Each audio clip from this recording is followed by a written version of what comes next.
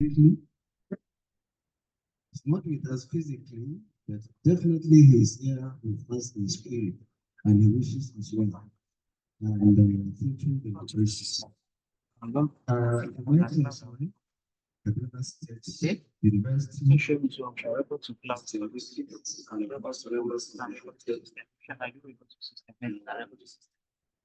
Students, esteemed resource persons, good morning once again to you all. Uh, it is with great honor that I stand here on behalf of the Honorable Commissioner for Education, Kaduna State, Professor Muhammad San Bello, who extends heartfelt congratulations to the management of Kaduna State University and the Center for Biosecurity, Biosafety, Infectious Diseases, and One Health, CEBBIDOH, for organizing this transformative aspect lecture. The theme, bridging the gap, leveraging self-motivation for achieving institutional excellence will not be more challenging or relevant. In today's rapidly evolving world, the capacity to inspire ourselves and others is becoming the cornerstone for institutional success and societal progress. This lecture series promises to provide us with actionable insights and strategies for personal and organizational growth. Our institutions, like living organisms, thrive when their members are committed, disciplined, and aligned with a shared vision. The distinguished speakers line up today, each luminary in their own right, will enlighten us in critical aspects such as overcoming procrastination, cultivating positive mindset, setting purposeful goals. Their expertise will empower us not just to imagine excellence, but realize it through deliberate actions. The Honorable Commissioner for Education, Professor Muhammad Sani, has consistently emphasized that education must go beyond the mere transmission of knowledge to building a culture of innovation, resilience, and self-driven excellence. This event aligns perfectly with these ideas, demonstrating how shared knowledge and collaboration can serve as catalysts for sustainable progress. For esteemed participants, both in person and online, I'm still with us there. Your presence here today is a testament to your dedication to personal growth and institutional progress. Let us listen, learn, and internalize the valuable lessons that we share with you. Remember, completely single motivated people and it spreads just like wildfire when it plays with it. Once again, on behalf of the Commissioner for Education, I congratulate CEBBIDOH and Kaduna State University for their foresight in organizing this event. It is now my singular honor on behalf of the Honorable Commissioner for Education to formally declare this public lecture of may this event inspire us to express our motivation as powerful tool for achieving institutional excellence. Thank you, and I wish you a good day and a good season. Thank you. Thank you, sir.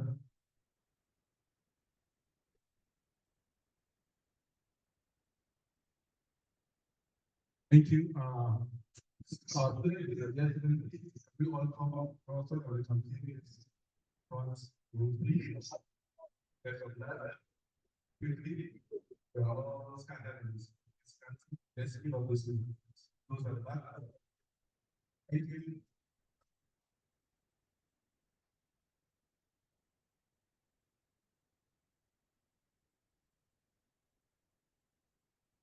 One of our resources working while Professor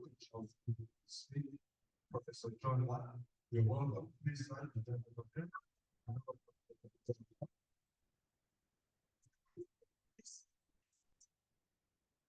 Also, our sciences, what you do now, you're welcome, sir.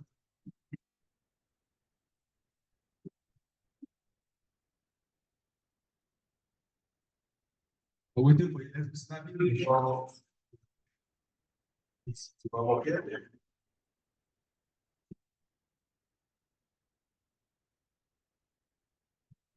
Let's be smart here, man. Thank you for that. Next is particular to reflect now on the by the group vice chancellor of that. A lot of those please. Please have space here, please. Have space here. Thank you. Please come on.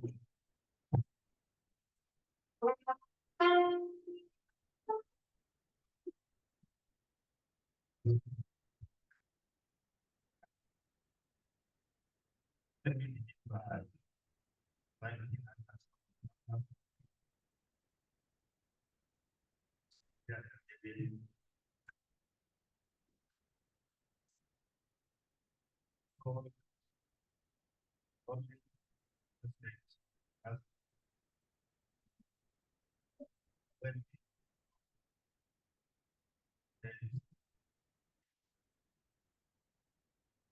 you know why I'm saying this? Because if you look at the text, why would that be? It's all about creating creating the gap. You creating self-motivation for Nigeria is to become excellent. I think as for us in Kasuma, I think I know all that. The reason why I'm saying this is because if we understand that it's gap, maybe we have solved most of the problems.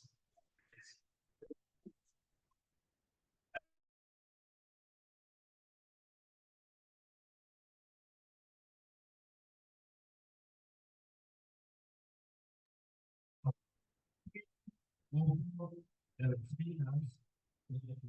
One of those gaps. Yeah. Whatever knowledge they will pass across. With this in mind, I want to commend Professor Kiwe, who have been very proactive in adding value in the state, adding value, but most importantly, adding value to our destiny. Most of our destiny and everyday professors we speak about are something that you will have to pay for your parents. But with the foresight of Professor Ibe, is able to address series of gaps and then invite our most valued professors, Professor Lara, Professor Awa, and Professor Holly. So, we have to speak to you about these programs. How we will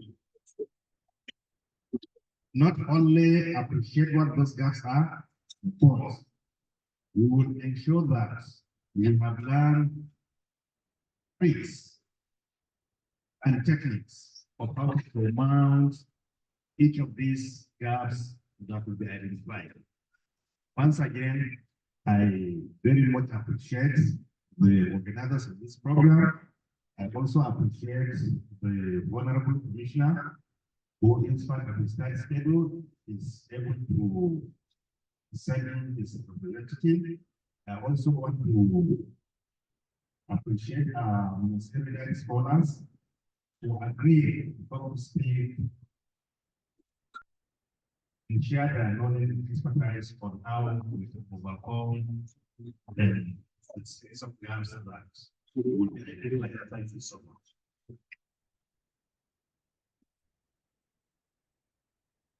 Thank you, sir. Bobby, this is your welcome, please. And please join us at the table. Round of applause.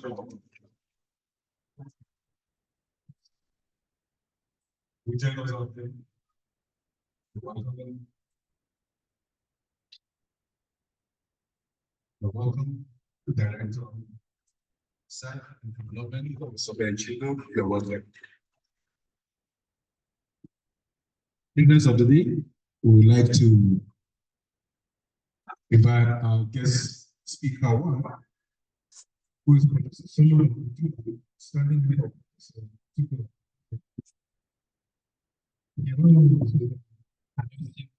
Sort of mindset.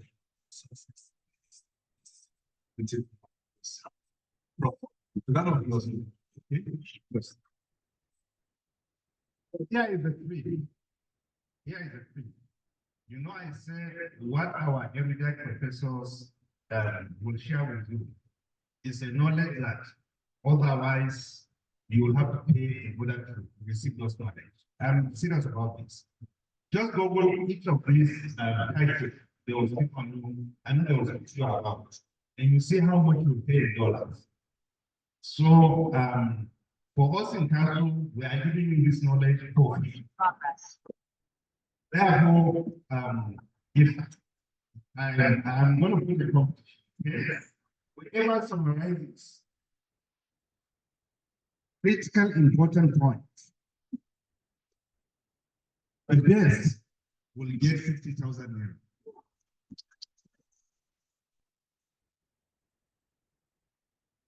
The second best will get 30,000.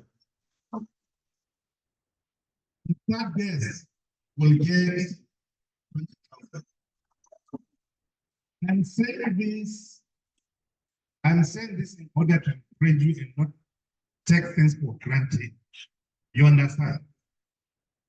Don't take what they will tell you for granted, please. And Professor Hiwe, let's find an avenue where we receive the entries, and then we see how we can assess and evaluate the entries. Abdulaziz, can you coordinate that? Thank you.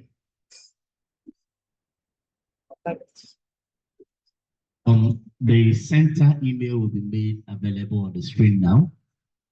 Please write down your summary and send to the center email.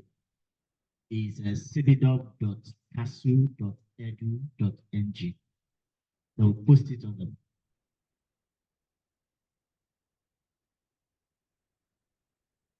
CEBBIDOH, CEBBIDIDOH.casu.edu.com.ng. Sorry. Thank you.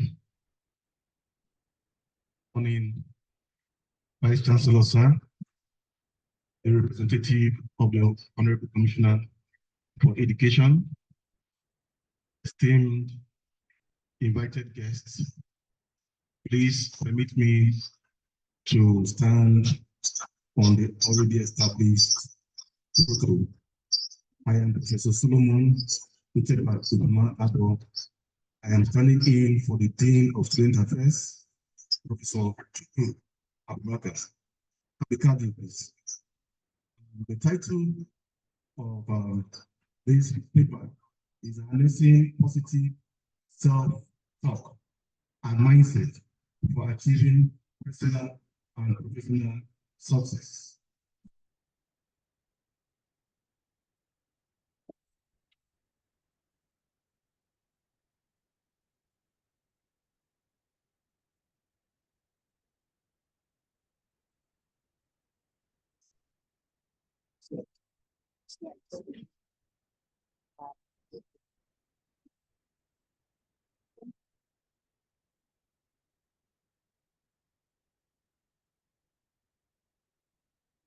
Sorry, you just give us a moment to project. The people.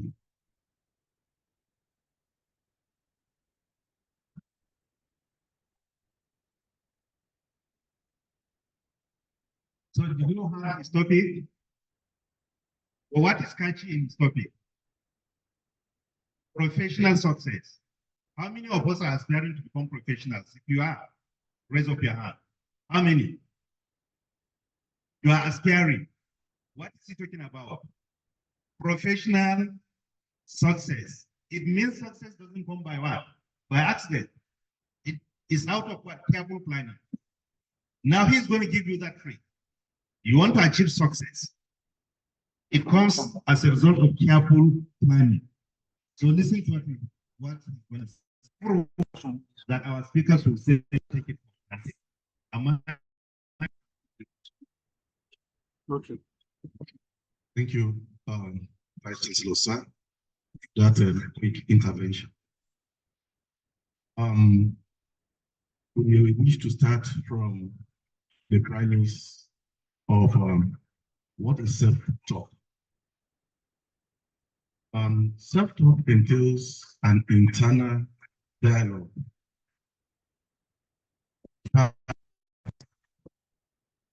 It can either be positive or negative. There are two types of dialogue that takes place in our mind. It's either positive or negative. Let's look at the importance of mindset. Mindset shapes how we perceive challenges. Permit me to digress a little bit. Vice Chancellor, sir, you have this magazine. You say, I don't see challenges. I see challenges as a doorway to achieving things. The last time you were in my faculty, you also repeated that. So I think we are in tune with your philosophy. So, I said mindset shapes how we perceive challenges and opportunities. In other words, mindset shapes behavior. Behavior, in turn, plays a crucial role in determining success, as it shapes how individuals approach challenges, opportunities, and goals. Positive self-talk and a growth mindset are crucial for personal and professional success.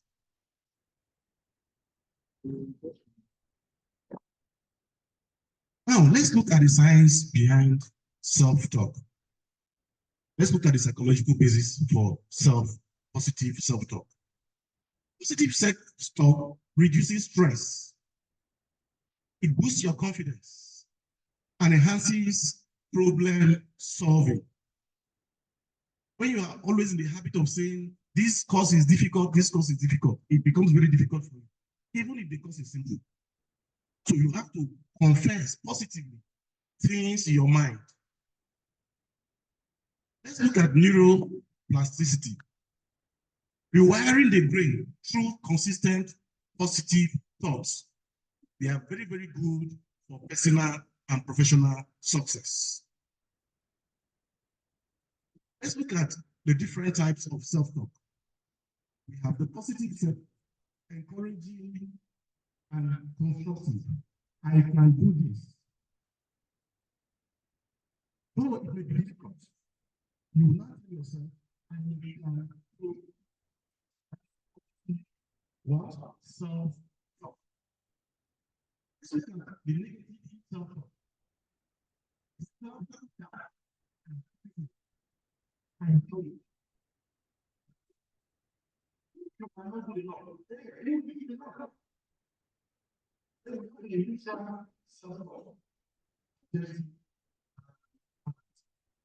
What can I learn from this? Let's look at some of the benefits of positive self-talk and mindset. One, it increases resilience and ability to handle setbacks.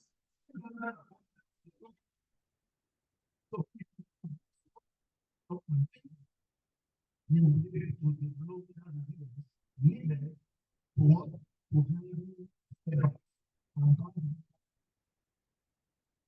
life is full of motivation.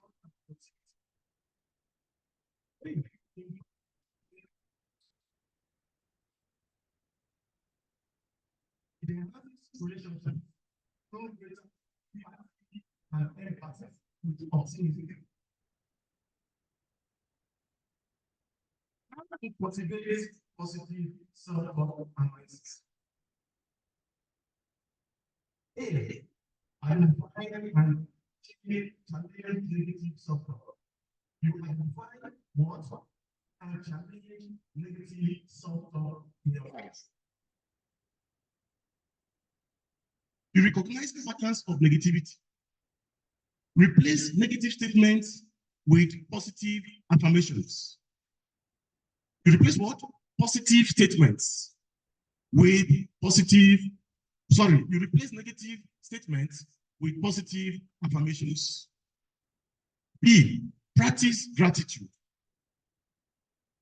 Focus on what is going on well to shift your perspective. I was in NDA yesterday and a retired general gave a talk. He told us that he belongs to several platforms, WhatsApp group, but he barely opens any of them because you always see people posting negative things about Nigeria, which is not too good. You are what you think. If you think your country is not good, then you see nothing good with your country. Daily reflections can also help. Socrates, what did he say? An unexamined life is not worth living. So you need daily reflections, you take stock and see where you can improve positive self-talk. C, you adopt a growth mindset. And under this growth mindset, you see challenges as opportunities to learn. And that is the maxim of the Vice Chancellor. You see challenges as opportunities to learn. Emphasize effort over innate ability. So it is something that you continue to put in efforts. You practice it, you put in efforts, and you continue to make progress towards success. There's this popular saying that when people throw lemon at you, what do? Don't throw the lemon back at them. Use the lemon to do what? Lemonade. Lemon juice. If people throw stones at you, don't throw the stones back at them. Use those stones and build your first duplex. That's what we are saying. Positive mindset. D, visualization technique. Picture success vividly to align with actions, your actions with what? With your goals. Emphasize what? You see yourself as being there. From now, in 10 years' time, where do you see yourself as a student of CASU? As a staff of CASU, in 10 years' time, where do you see yourself? So you try and visualize success and see where you will be and work towards it. That's what we are saying. E, surround yourself with positivity. That's to say, you surround yourself with positive people. When you are in the midst of people who see nothing good in life, sooner or later, you start seeing nothing good in life. So stay with people who are supportive. Stay in an environment that is healthy, that will encourage you to grow. Practical exercises for positive talk, self-talk. Daily affirmations. I am capable, I am resourceful, I can do it. I think an epitome of this, I am not trying to patronize the Vice Chancellor, but he can attest to what I'm saying. He will tell you that if you go and meet him, Vice Chancellor, sir, I have so challenge. He will say, what have you done before coming to me? Am I right? He will ask you, what is your intervention? In your own little way, what have you done? And that's what we're saying. I am capable, I am resourceful. Refraining from I failed into I have learned something valuable. Even when you do something, almost anything, this electric bulb you see, He conducted experiments for almost 1,000 times. He failed, but one time he got it right. When they asked him, he said, no, I have conducted experiment in 1,000 ways on how not to get electricity, and one time got it right. Number three, breathing exercise. Those of you who know yoga, engage yourself in breathing exercise, you calm your mind, you focus on constructive thoughts that will make you to engage yourself in positive self-talk and mindset. Sporting activities. Professor Hawa will agree with me that sporting activities also help in terms of your mental health, your physical ability, your emotional stability, and so on and so forth.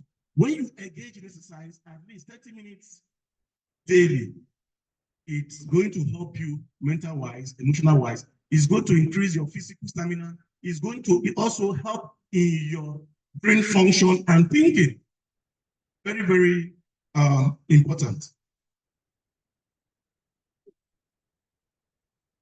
So we have stories of people who tried a lot of time to achieve a particular goal. They failed, but they did not see their failures as being failures. They saw those things as a stepping stone, what they could learn from to be able to achieve success. I gave you the case of Thomas Edison, the person that discovered the electricity, the electric bulb. We also have our own local examples. Moto, that is raining today. He never found it easy, but he persisted. And today, Moto is one of the brands that is even patronized by the government at all levels. Adversities will always come, but how you are able to relate and accept it and make it a goal to achieve even in the midst of adversities. That is what is the most important thing. Now, what are the key takeaways by way of conclusion? Positive minds, self-talk and mindset are not innate, but they are cultivated. It's not something that you are born with. I have a practice of always working on articles at different stages of completion. And when you call on me, please, we are going to the press or want to go to the press, would you give us a paper? I'll ask you in which area. And when you tell me, I will quickly use a week, complete it, and submit. I don't wait for opportunities to come. I prepare and wait for what opportunities to come, then I grab it. What is the call for action? My VC will always say, when you blow your logo into Renchi, my VC will ask you, what is it for policy action? You start small. Adopt one positive practice today. If you are the type, if you are a student, you will always wait for the time during the exam when you start reading, you are not helping matters. Attend your lectures, read well ahead of your exams. When the exam period comes, I bet you may not even read again to be able to go in for your exams. That's what we're saying. You start small. Don't look at the big picture, look at the small picture. When they say the location is 10 o'clock, and you know you are leaving at 7, what do? You leave by 8 if you are commuting by public transport to be here on time. And now, having said all this, please permit me, ladies and gentlemen, to go scriptural. I am a scholar of religion, so let me go scriptural. To see all what we have said, it has religious backing. Let's go to Proverbs, the Holy Bible. Proverbs 23 verses 7. For as he thinks in his heart, so is he. As a man thinketh in his heart, so is he. Now, let me go to the glorious Quran. Quran 13. Surah Al-Ra'd, Ayat 11. And I read, indeed, Allah will not change the condition of a people until they change what is in themselves. I think I deserve another purpose of that.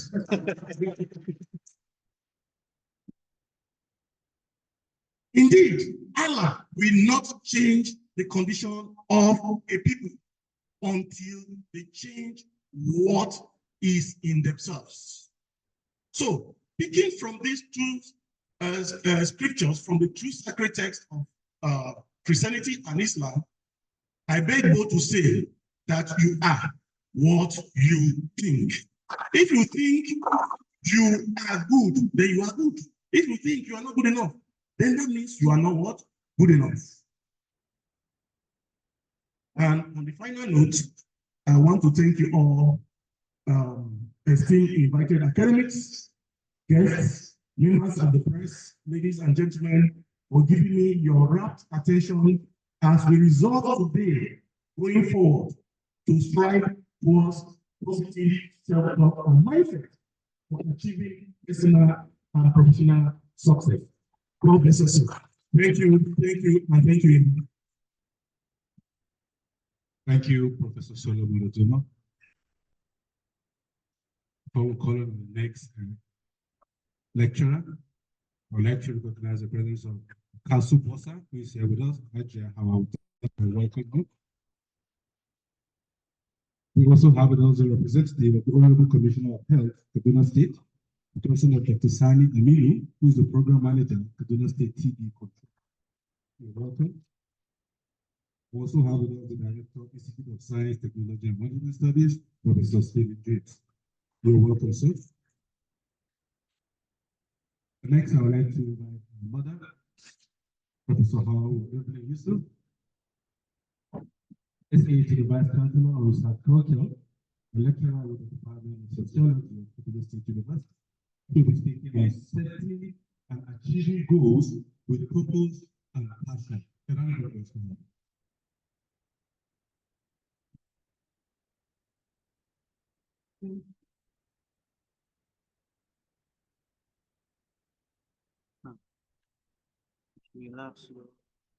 Vice Chancellor of Kaduna State University, people who residents are currently functional heads in the project sir.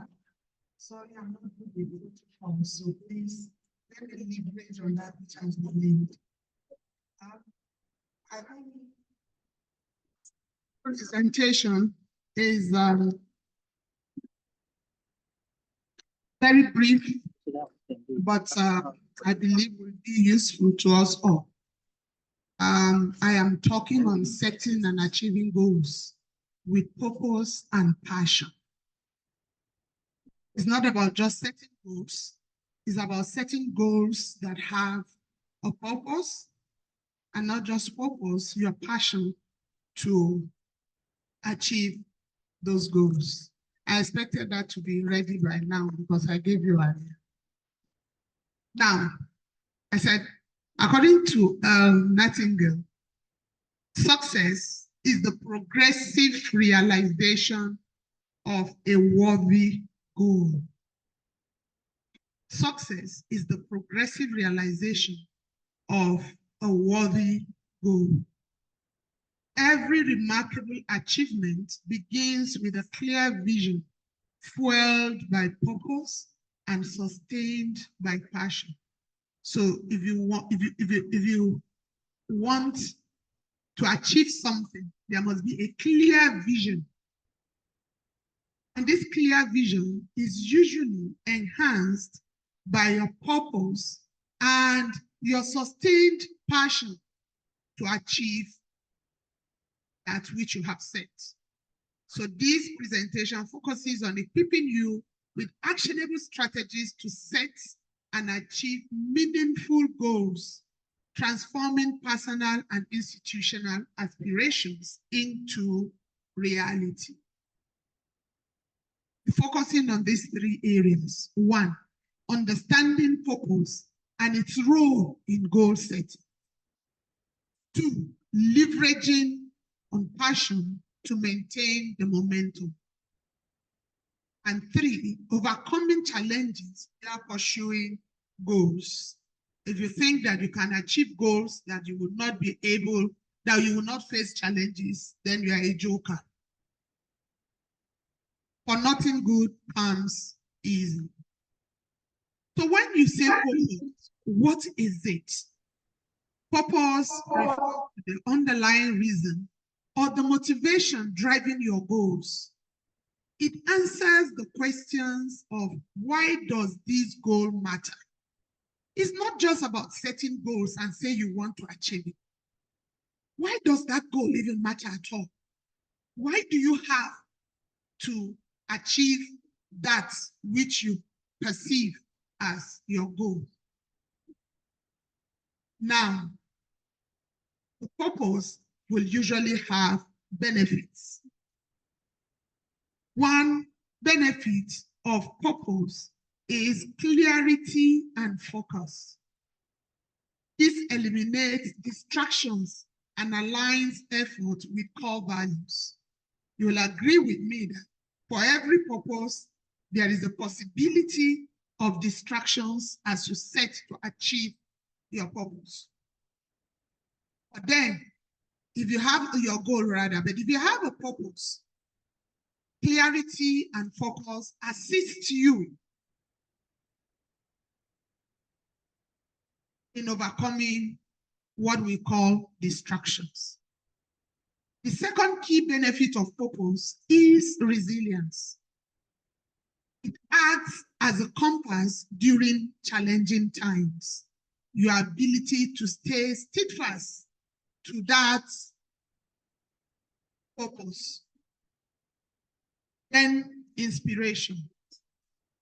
A strong purpose inspires collaboration and innovation. Our digital vice chancellor will always say innovate. And at a point, you pause to ask, if you innovate, what am I innovating? Why am I always innovating? If you have a purpose, it inspires you to innovate, making the impossible possible. Then fulfillment. Goals tied to purpose create lasting satisfaction and legacy. If you have a purpose attached to the goal that you set to achieve, it gives you a sense of fulfillment by the time you are able to achieve it. And this is spurred by the fact that you had a purpose attached to your goal. I want us here to look at or reflect on the recent goal that you have pursued. Write it down and tell us why it matters to you and how it aligns with your values that you have set. This is a practical exercise I want every one of us to just look at. You know, take a reflection of the goals, a very recent goal that you have pursued. Write it down. And please give me a feedback as to why does it matter?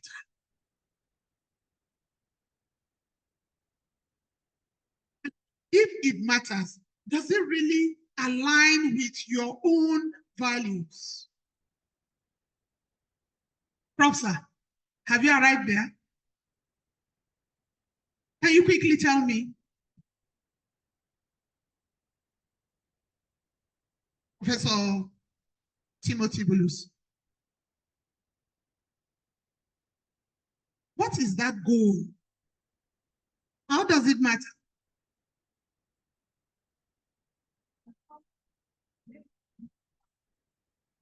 This morning, I woke up, spent almost an hour reflecting on an institute.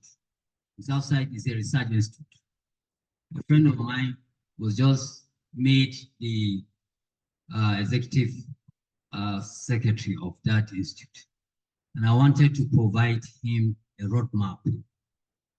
So I spent time outlining, thinking just like the first speaker made.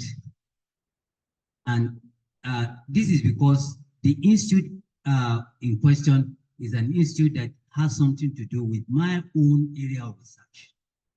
And I feel that its core, it has something to do with my own interests. So providing any input will be in line with my own programs. Thank you.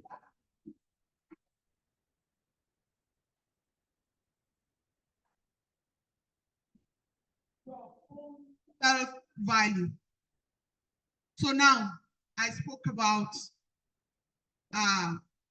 set the purpose in goal setting. I want to talk about passion.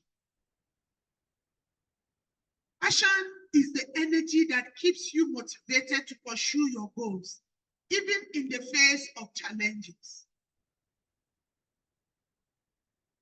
You know, if you have passion for something, because a lot of us set goals that do not align with the passion that resonates in us.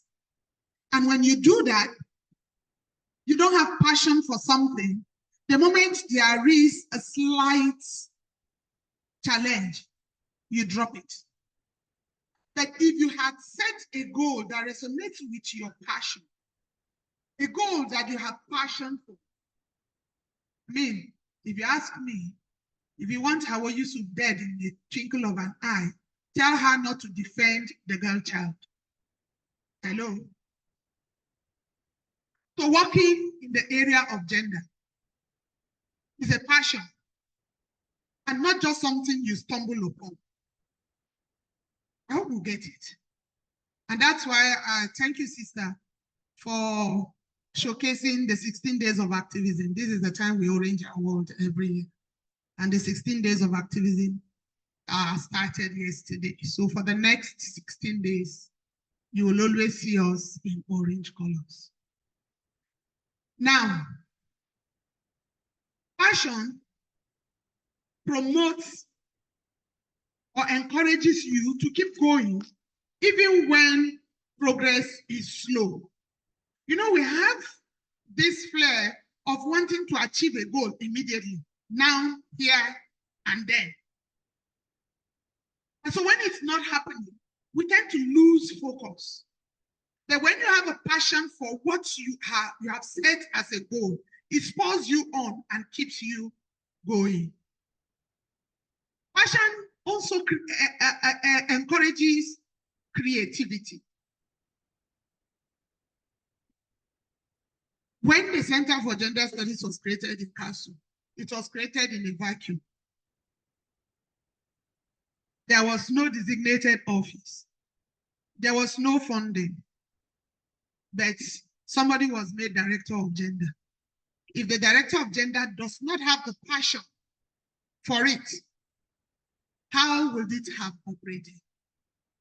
And I'm sure those of us that are here can agree that those 2-3 years of somebody being the director of gender spoke loud and clear in Kaduna State University. And it didn't matter whether there was an office created for it or whether there was any fund coming to the so-called director. That is what passion does to you in goal attainment. And it gives you opportunity to be creative. And so you can begin to do things around. I'm sure this is part of creativity. This is what's not put in your mandate. But because you have passion for it, you felt, okay, something must happen in this center. People in the university must know that this center exists. And the only way you can go about it is to be creative in looking around you. What can I do that will benefit the system? And who can I use to achieve this goal? That is leveraging on your social capital. I hope you get what I'm driving at. My students, do you understand what it means for you to have passion embedded in your goal? Then it boosts energy levels. When you love what you are doing, work feels less like a chore and more like a mission. When you are in love, what you are doing, do you understand? It doesn't become a burden to you. But when you're not in love with it, each time you have to go to your workplace, what comes to your mind is that, hey, that the day has broken again. I have to go. Otherwise, I will not be paid at the end of the month. That's the only reason you're going there. It doesn't resonate with your passion. And so you do that work anyhow. Because you know, Yoruba man will say, Ogata, Ogata, Uala, Uape. For those of you who understand Yoruba, whether the boss sells his products or not, the messenger in his office will get paid. You get it? And so you come to work nonchalantly, and it does not matter whether you are able to achieve organizational goals for coming in. Then, if you look at J.K. Rowling's passion for storytelling, it was fueled by her persistence, despite multiple rejections, leading to the global success of the Harry Potter series. You understand? I'm trying to give you a live example. Actionable tip for you. Identify aspects of your goal that excite you the most and use them to rekindle the passion when you are faced with some setbacks. Do you get what I mean? That you should identify the aspects of your goal that excites you. For instance, if what excites you is getting an A score in a particular subject, what you need to do is use them the most to rekindle the passion that you have. For instance, you felt that this course must be an A course. Colleagues, for instance, you feel that it's 3 years and it's time for promotion. I must get promoted. What is it that excites you the more to keep you going when the promotion doesn't come at the time it should come? Perhaps you're someone who loves attending conferences and presenting papers. That you felt at the point that, oh, I have enough papers to get me to my next level. That here it came and you didn't get it. What you need to rekindle in you for you to be able to get to that final goal is that love that you have for writing and presenting papers. And then you pick your papers again and you are at the goal. And then it rekindles your passion. Again, you don't just set goals. You must set smart goals. But actually, you setting goal, can I setting? Don't just set goals because somebody said you need to set goals to achieve. You should always set smart goals. So your goals should be specific. You should clearly define what you want to achieve. For instance, increase productivity versus complete 2 reports weekly. Hello. So for us in academics, you may want to set a goal that is clearly defined. This week or this month, I want to publish 1 paper. And I don't just want to publish 1 paper in Ngwarimi Journal. Hello. May God bless the soul of his indeed. He said you go and publish all your papers in Ngwarimi Journal and you want to get promotion. And those of you who know, understand. So you want to get a Q1 journal and you want to do it this month. So you must clearly define that this is what you want to do. This week, I must get my draft ready. By next week, I need to freshen it up. By the following week, I'm already doing editorials. So within the 4 weeks, you have a clean paper that must go to press. And how do you achieve this? You have already said, this is what you want to do. A lot of us come into this campus from the first of the month to the end of the month without achieving any set goals except go to class, teach, and go back to our class, to our offices, to sleep or gossip. No. You cannot achieve goals by doing that. Then measurable. Your goals must be measurable. Attach metrics to track progress. Reduce expenses by 15% within 6 months, if you can do that. So, how do you measure your achievement? Like I just said, this week, I want to get my draft. At the end of the week, can you actually say you have been able to get your initial draft done? How do you measure the existence of this initial draft? Is your ability to have it on your palms? Is your ability to have it enough to even ask Professor La, for instance, Ogala, they help me look this thing. You know, some of us think you can write paper and write it alone from beginning to finish. Sorry for you. When you write your paper, there must be a colleague, whether junior or senior. Again, that's another erroneous method with which we write our papers. We believe only the person who is ahead of us can look at your paper. When I was doing my PhD here on this campus, everything I write, I'll call James Apokos and say, Apokos, come sit down and read this thing. And I didn't know he was learning from what I was doing until when he finished and he said, Auntie, I learned a lot when you were doing your PhD because you give it, and I was looking at myself. I not get PhD. Why this woman, they give me a work, make I look. You get it? And so when it was his turn, he was also giving it to me and giving it to God. Do you get what I mean? Don't look down on the social capital you have around you, for they can help you beyond your own. Then your goals must be achievable. Ensure the goal is realistic, given your resources and constraints. Don't go and say you want to buy a Lamborghini Ferrari.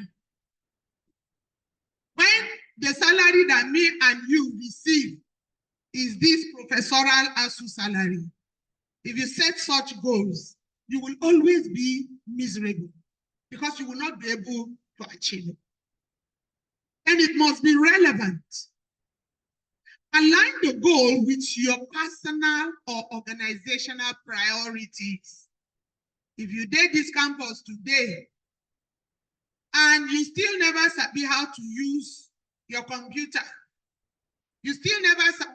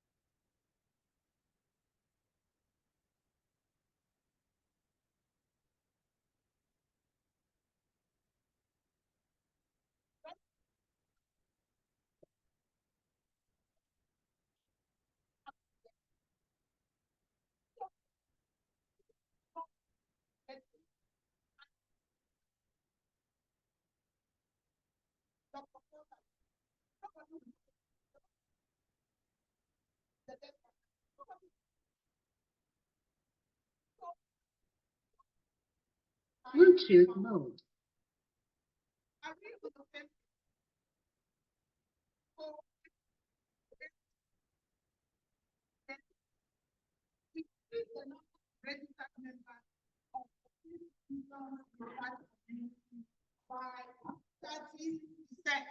Within the next quarter through outreach programs and digital campaigns. Did you see the way I set this goal? We want to increase the number of registered members of our research community. Professor Benchindo, over to you. We want to increase our registered members within the research community. And we want to do this by 30%. You know, it is vague for you to just say you want to increase the number. What percentage? That is making it measurable. And then time bound within the next quarter. And how do you get there?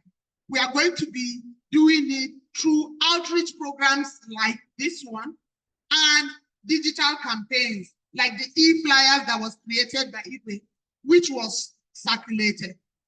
You see, this is a goal that I have set, and I already have it smart. So that is the way you should set your goals. Don't just tell us that you want to increase the registered members in our research community. It won't, I mean, it means that, okay, you want to increase it, let's go. Increase it and let's see you. So there are steps to setting and achieving goals. I'm boring you, I'm almost done. 1, clarify your vision. This is one basic step in setting achievable goals. So write a mission statement for your life, career, or organization. At the beginning of the tenure of this Vice Chancellor, we had set some goals, and we do have a mission statement. In fact, every unit of the university has a mission statement. To empower students to achieve academic excellence through innovative teaching. Hello. That is setting a vision. Our vision is to empower students to achieve academic excellence through what? Through innovative teaching. Then, number 2, break it down. Divide long-term goals into smaller, actionable milestones. And the example I have here is to complete 10 chapters of a book in 10 weeks by writing 1 chapter per week. This is an achievable thing. You want to write a 10-chapter book. And you want to do this for how long? So you want to do 1 chapter a week. So you know that no matter what, you must create time to complete 1 chapter per week. So in 10 weeks, your 10-chapter book, if for nothing, the first draft is ready. And if you want to be smart about it, as you write the chapters, hand them over for somebody to read. So by the end of the 10th week, the only chapter that you need assistance with will be the chapter 10. So help me God. Number 3, prioritize. Use tools like the Eisenhower matrix. That is important versus urgent, to focus on high value tasks. So even when you have laid this down, you need to decide which action is important versus which action is urgent. It might be important, but how urgent is it in comparison to the other tasks? And if I were you, which one would you take first? The urgent. not neglecting the important, but then you treat the urgent. And number 4, commit to action. Take one small step daily towards your goal. Momentum builds over time. Track progress. Use journals, apps, or accountability partners to monitor your achievement. Celebrate wins. Reward yourself for each milestone to stay motivated.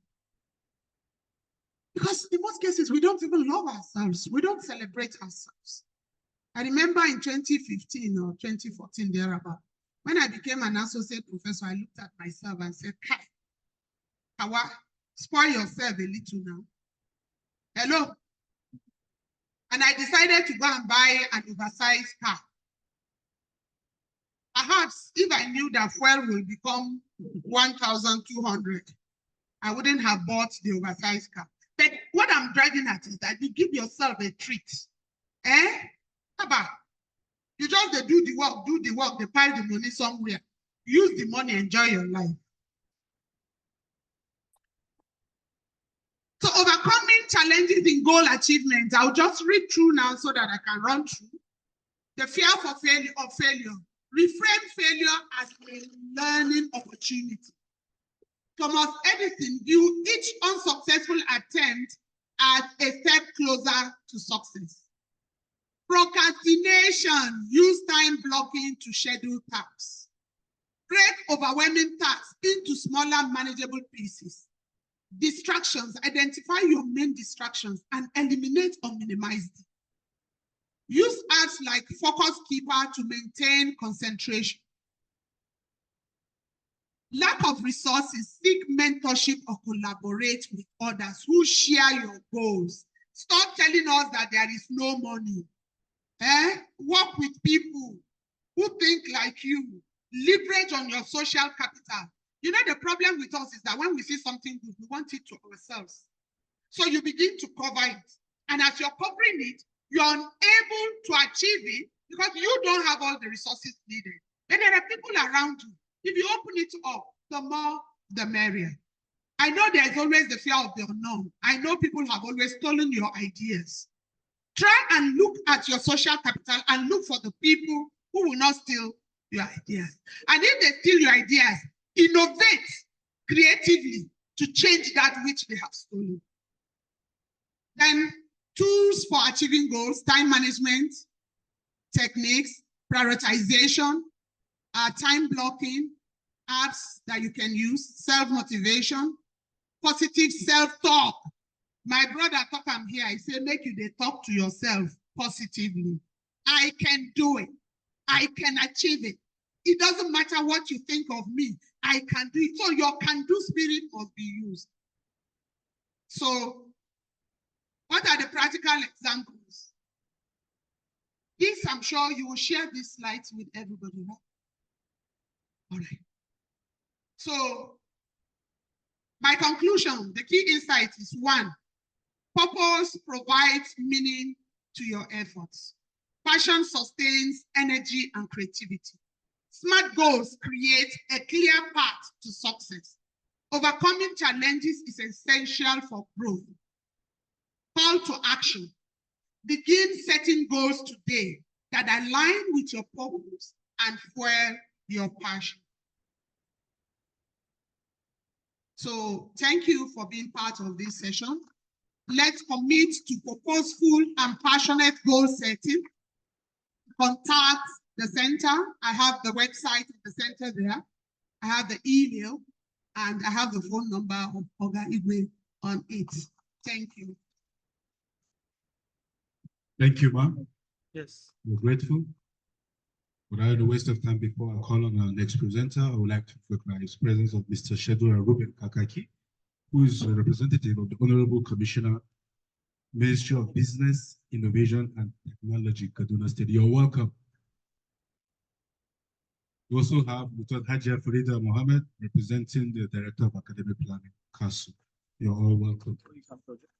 Okay. I would like to respectfully invite up here Professor John La, the Senior Academic in CASU, and a lecturer with the Department of Geography and Sustainability Studies, as well as the former Vice Chancellor of Greenfield University, Kaduna. He will be speaking on overcoming procrastination and building self-discipline. Sir.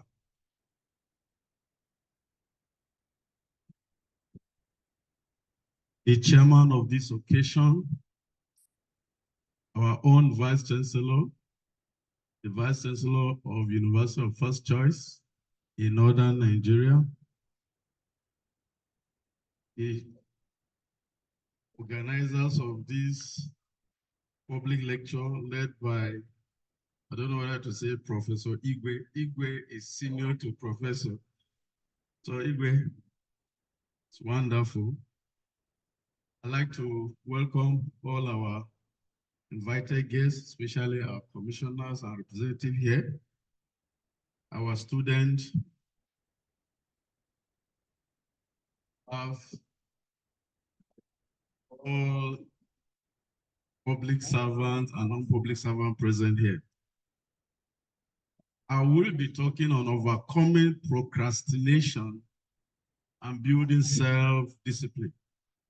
And in fact, if you listen to the second lecture, this is actually supposed to be the first lecture, because there is a relationship between all what we have said here today.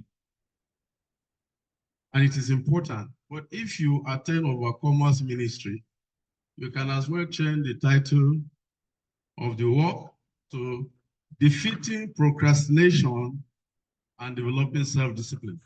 It will still be okay. Well, let me say it. Every one of us procrastinate. Everyone. Nobody is immune to procrastination. But I am actually very happy that a topic like this should be in the university system. Because if there is any one enemy of academics, is this very mighty devil of procrastination. And a lot of people don't seem to understand that actually, at some time we take our decision, we are procrastinating. And that's why Benjamin Franklin said, do not leave for tomorrow what you can do today. Because in this our work, we always find comfort zones. So I will be looking at what is procrastination. I'll delve into some conceptual issues about procrastination and self-discipline, the types of procrastination that we have, but I am more interested in academic procrastination. Well, like I said, all of us are guilty of procrastination. And procrastination is taken from actually a Latin word. Pro, for forward. And pastinus, for tomorrow. So it's a prefix, suffix. So the two words give us the word procrastination. And sometimes it's difficult to pronounce the word because, again, it is also giving us the idea of what it means. But I must say it because sometimes we tend to see procrastination as laziness. No, it is not laziness. It is completely not laziness. It is important for us to know if you are to give a Ballon d'Or award to a country that has the highest number of people that procrastinate, I think that award will go to Nigeria. And that's why we have words like African time. The concept of African time is actually just delaying things. And it is the foundation of what? Procrastination. We use terms like you too sabi. When somebody is working hard, somebody is trying to achieve goal, the friends will say, Kai, you too sabi. And that puts you in a what we call a situation, a precarious situation. Sometimes, now busybody, you are doing something, somebody saying it's busybody. You are exam officer, you are staying in the exam office, working overtime. Somebody will say, if you die today, somebody else will. So if you look at the resistance to the concept of procrastination, it is fundamental. But I have not said what is procrastination. I'm still just introducing us for us to understand. And studies have indicated that over 90% of academics procrastinate. And when I say academics, I'm not talking of lecturers. The concept of academic is anybody who works in an educational institution. It's not limited to academic staff. It's not limited to non-academic staff. Students are part of the academics. So this concept is researchable. We can understand it, and we can understand that procrastination is a major problem in the university system. Even in writing this paper, it took me time. At the time I started writing, they were showing SmackDown. I stopped because I like wrestling. But every time you stop, you postpone the evil day. I'm sorry to say, I come from an environment where brukutu is a dominant factor. Brukutu is a generic name for alcohol, please, in case you don't know. It's a generic name for alcohol. And in most cases, now that I don't involve in taking alcohol, I'm beginning to understand why my society is lacking behind. And sometimes we were busy procrastinating and not doing what is right. But you see, for lack of time, I will make this paper available. But I want you to see yourself in a situation, two situations. Your current situation and the goals that you want to achieve in life. You have to move from your current situation to your goals. And the key problem that prevents you from moving is procrastination.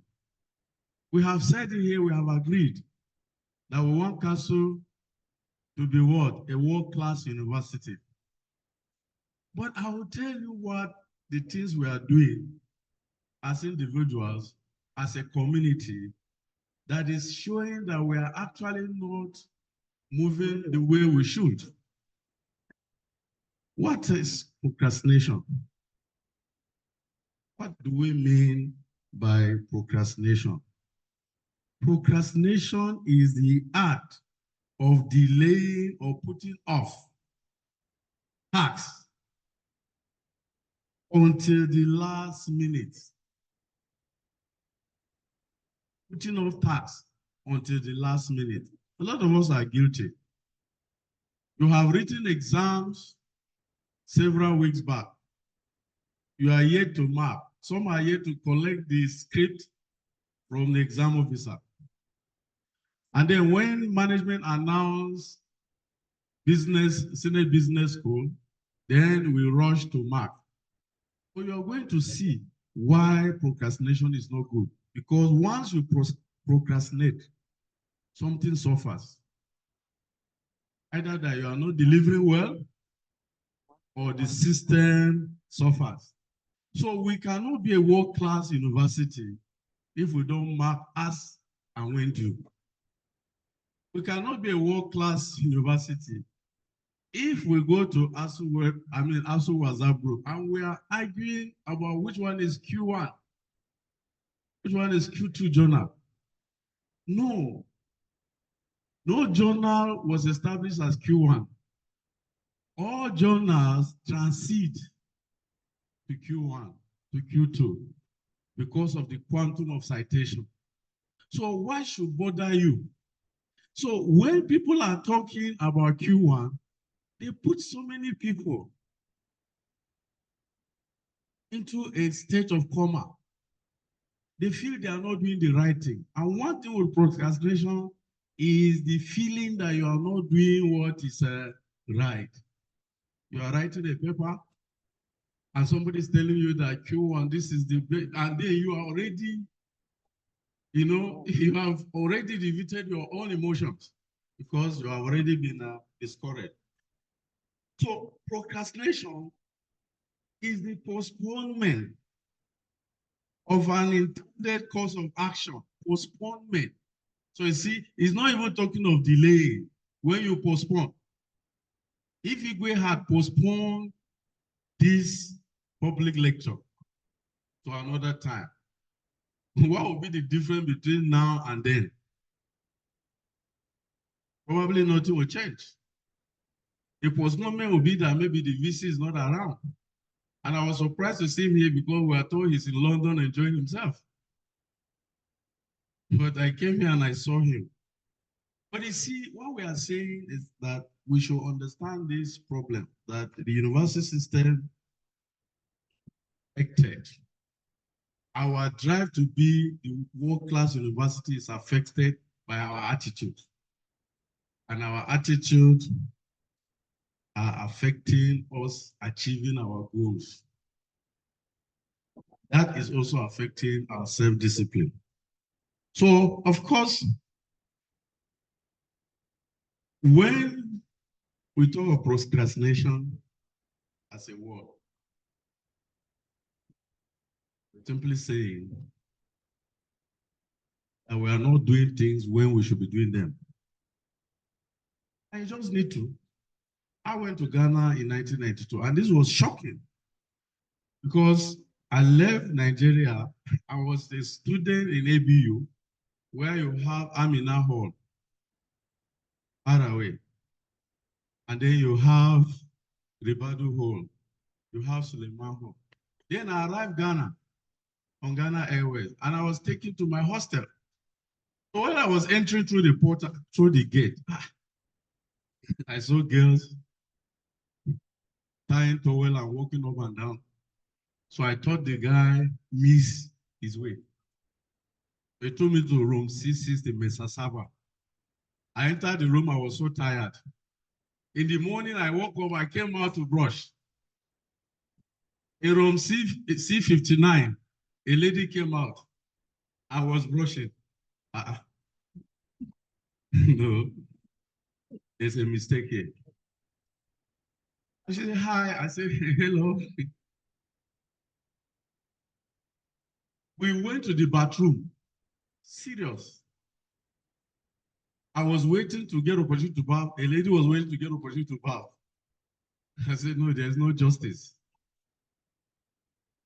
But the orientation, it was something new to me, something very unusual. And it took me time to process. I was now delaying my understanding of the environment because of this new environment, this system I found myself, which is strange. And that is what happened when you come in as a 100-level student, maybe from an all-female school or a male school or from your home where they have a lot of guide and directions. What you find yourself, if you are not careful, you may not connect well with the system. And that is why university does orientation. The orientation is supposed to put you in the path of, in a roadmap, in a path of righteousness to enjoy the university system. But in most cases, we don't take it serious. And that is why inability to understand the system makes us falter throughout the days of our university life. And it is because of the fact that we have refused to engage the system to understand how it works. So like I said, the two situations in life is the current situation where you are and where you are going. When I joined the university system in 1999 in ABU, my plan was number one, I must be a professor by 2014. And what was it? It was a goal based on what? Based on information that I know the waiting period to move from one cadre to another. or from one position to another. And I work hard to achieve that. And I'm telling you, 2014, I became a professor because I set my goals. I was looking forward to. It doesn't mean that I don't procrastinate. Maybe in terms of trying to achieve professorial position, I set goals. But we shall see that in the university system, you have also very small level procrastination that may not affect the larger one. I have a larger one, which is to be a professor by 2014, and I achieved that. But it affected some other things. It affected some other things. Now, there is no need to say that you are not going to go and play football because you have an assignment. And then you now go and sit and on your TV, doing your assignment and watching film. That is a small procrastination that affects the duration of our own completing assignment, which we don't consider as an act of procrastination. So what do? You lock up yourself and continue your reading or continue your assignment. Now, but we need to understand the types of procrastination before we can move forward. I will just be interested in explaining one. We have cultural procrastination. A lot of people say New Year resolution. New Year resolution is a cultural thing. Why must you leave action until you reach a new year? You have stopped everything and you are waiting for New Year to announce it. And everybody that I've met, 99% never achieved the resolution. So it wasn't based on facts. Professor Awa talked about the fact that a goal must be measurable. It must be, so you don't set goals that are not achievable. We consider that as cultural procrastination. There's social procrastination. You spend time on TikTok, time on Facebook. I'm also guilty. Time on Instagram. Because you're told that one source of income is not enough. And then you end up spending so much time. We call it cultural, we call it social procrastination. And then there's economic. You are not saving. You are even a staff. You don't want to join Majlis or want to join Trinity or join cooperative because you want to eat as you go. But joining this and saving gives you power and energy to handle the rainy day. But that is not what I'm interested in. The one that affects me and affects us here is academic procrastination. It is a behavior associated with doing assignments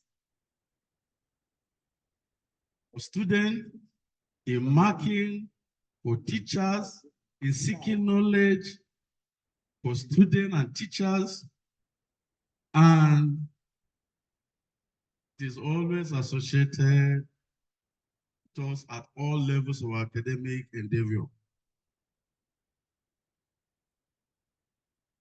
Academic procrastination has a lot of impact. It's a serious problem in academics, it's a serious problem in the university system, it's a serious problem in the department, in the faculties, in management.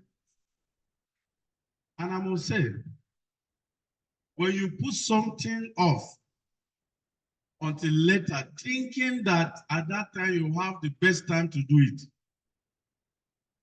I went through School of Basic Studies.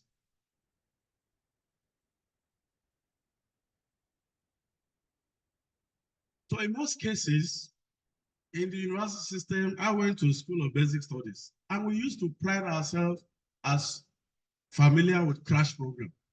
What is the crash program? The School of Basic Studies 1 year, and College of Art and Sciences 2 years. And then we say we are used to crash program. So when you say you are used to crash program, you are telling everybody that you wait until last minute to do your assignment.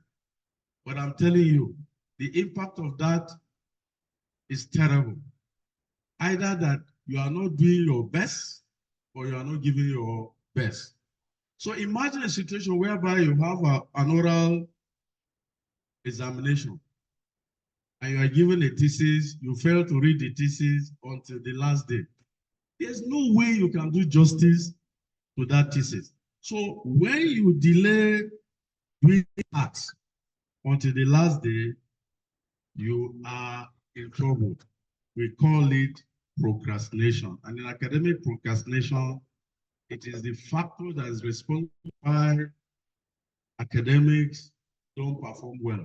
So the reason why somebody gets a third class or a 2-2 or a 2-1 could be as a result of procrastination, leaving what you're supposed to do because of some basic distraction.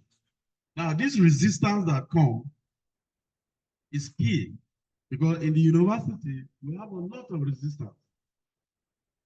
When I was in Ghana, they were paying us $500 per month. And there's no way you could spend $50 per month, no matter your lifestyle.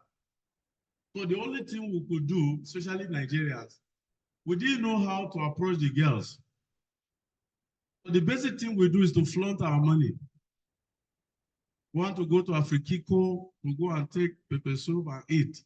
And so when you tell somebody, we went to Ghana with this mentality that just tell the person, let's go and relax, and the person will go.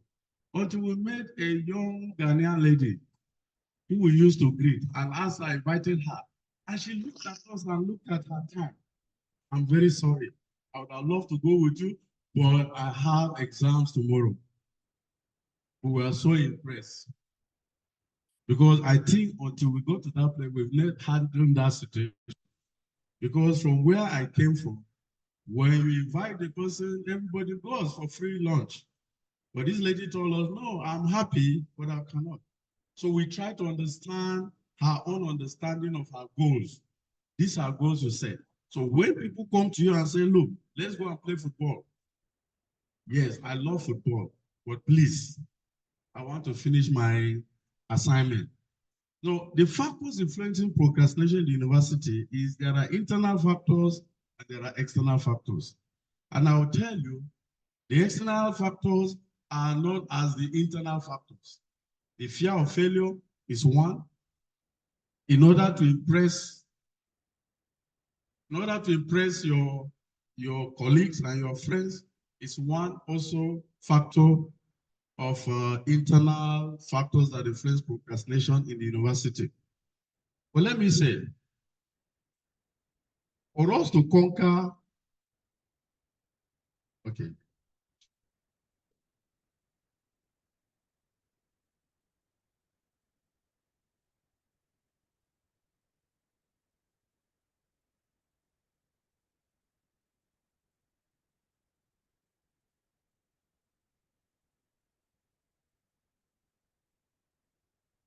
Okay, you can see we are just the paper is large, but of course you're going to get it. So to overcome procrastination, you need to ensure that you have proper time management, proper task management, and you have proper mind management. These are very key. In the university system, you must ensure that you manage your time well, you manage your tasks well, you manage your mind well, and you have to have peace of mind. You have to feel you are healthy in a situation where your feeling of satisfaction is built on harmonious living. Because if in the university system, you are not living in peace, you are not living in harmony with colleagues, then you are going to feel a sense of betrayal and you may not perform creditably. Finally, to build self-discipline, we must ensure that we overcome procrastination in order to build self-discipline. If you cannot prevent you wasting time doing what is not proper, then you cannot build self-discipline, because building self-discipline ensures that you stay away from procrastination. And in conclusion, Procrastination is a major problem in our university system. It's a major problem with academics. It is time for the counseling units of universities and departments to stand up and ensure that students, staffs are guided to ensure how to properly use their time to ensure success and to ensure that they achieve their goals as the case may be. Thank you very much. We're grateful, sir. Thank you.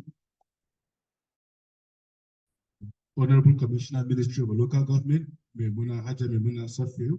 Safil, you're welcome, ma'am. You please join us up, and also the representative of the Honorable Commissioner, Ministry for Business, Innovation, and Technology. Sorry, earlier on we didn't do that. Sorry, sir. You please join us up here and representative for local government. Please. Sir, thank you. Okay, please, sir.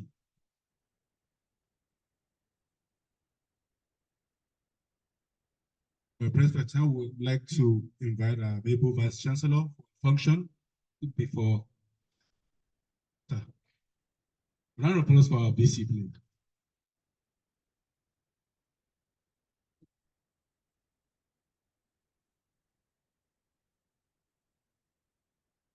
Okay, I wish to most sincerely thank all of the speakers.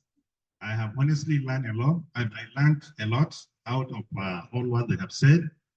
And I will just immediately remind us about what the first speaker said. Everything you want to achieve success, what is the one thing you have to do? Anybody? What is the one thing you have to do?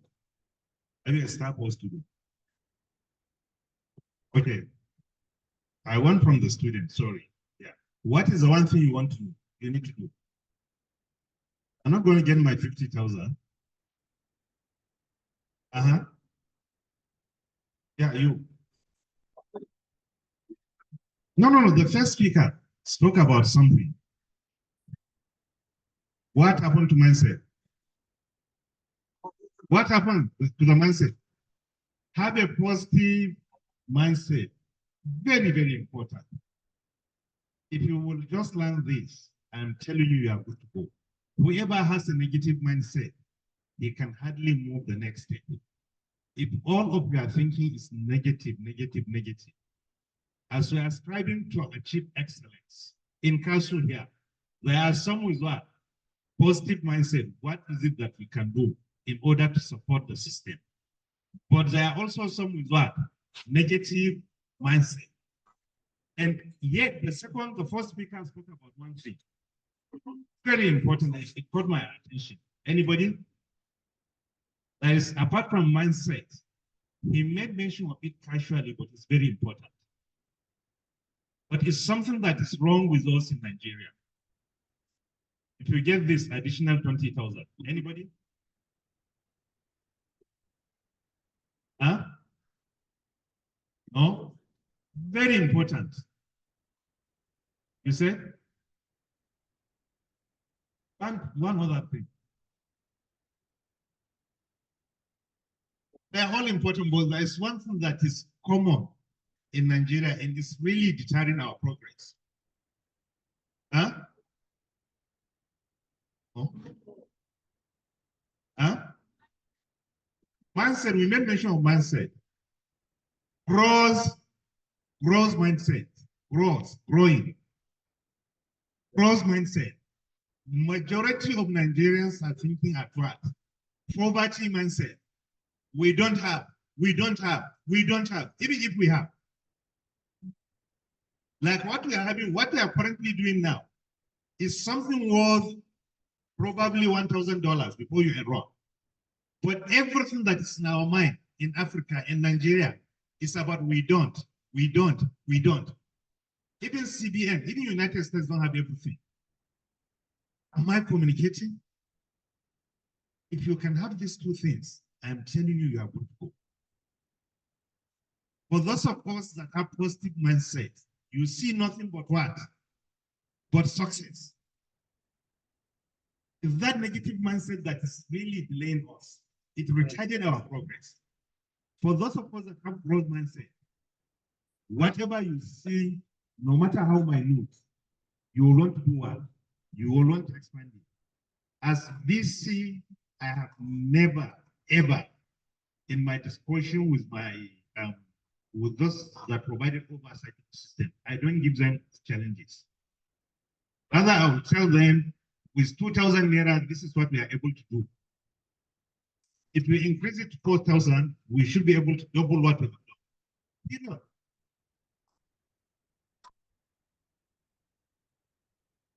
So the second speaker spoke about what?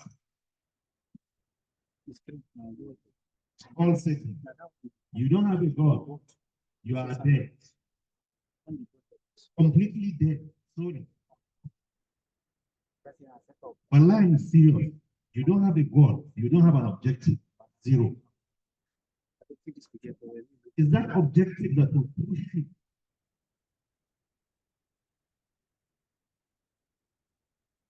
Regardless of the odds, if you have a God. And I was looking for a job in one of the multinational companies. I don't have no money to travel to Lagos. I said, Wallahi, I will go to Lagos. I went to Lagos. I submitted my CV. I was invited for interview. I got the job. I am back. Now, I didn't die. So objective is very important. Before I went for my PhD, I told myself, inshallah, I will be the first person to graduate in my class. I didn't even know my classmates. 12 Americans, 1 Saudis. We were 14. And as God will have it, I was the first to graduate after 4 interviews. Set a goal. Set a goal. And of course, my friend here, Professor Last, spoken about what? Procrastination. Just yesterday, on our way back from Russia, the person I went with said, inshallah, by January. I look at it, said, no, by today, by now, not January. By the time you start setting objectives and goals, and you are procrastinating, right? You understand? I'm pretty sure Professor Chindo, our experience, Professor Chindo will tell me in the next 2 weeks, I will say, no, just sit down, let's do it now. Professor Bulus, am I right? Yeah, but whatever you will do it right now. If you cannot do it now, for help. That's one thing I need to tell you. If you cannot do it, tell yourself, I can't do it. I will seek for support. Thank you.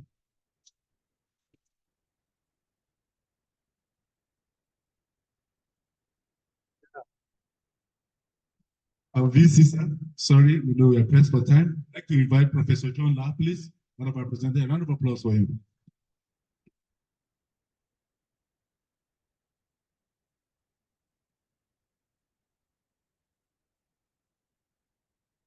These are an award of excellence.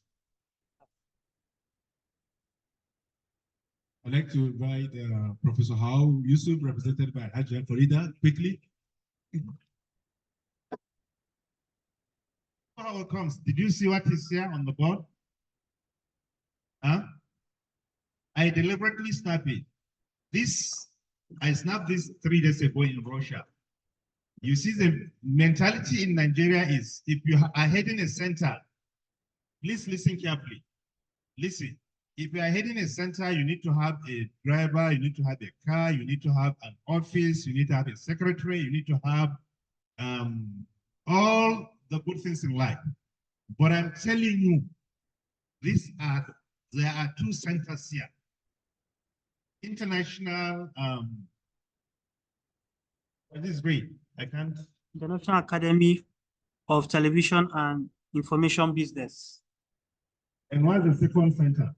Institute of Geopolitical Communications. Institute of Geopolitical. These are 2 excellent centers that are doing extremely wonderfully well. Look at their office. 3 lecturers in 1 office, managing 2 reputable centers. You don't need an office, a big office space before you can operate. Your office can be a center. Am I communicating? So you don't need too much of resources. The resources is in what? It's in passion. My first scholarship in the United States is just one obscure room. I went in there, I took it for granted. And they have presence in over 150 countries. One room, with a lot of dollars. They said, would you like to join our center? I said, no. I don't know that it's dollars there. But just to tell you that it's all about setting goals, have positive mindset, and then what? We eat right now, don't procrastinate. I'm saying this because I so much respect all of what we are discussing today. I shouldn't be here.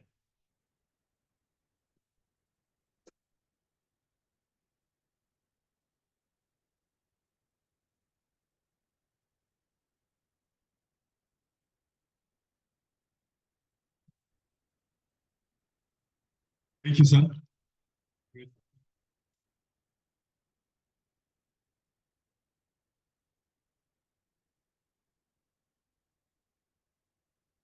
I'd like to respectfully invite the representative of the Honorable Commissioner of Education, sir, to please come up for your presentation.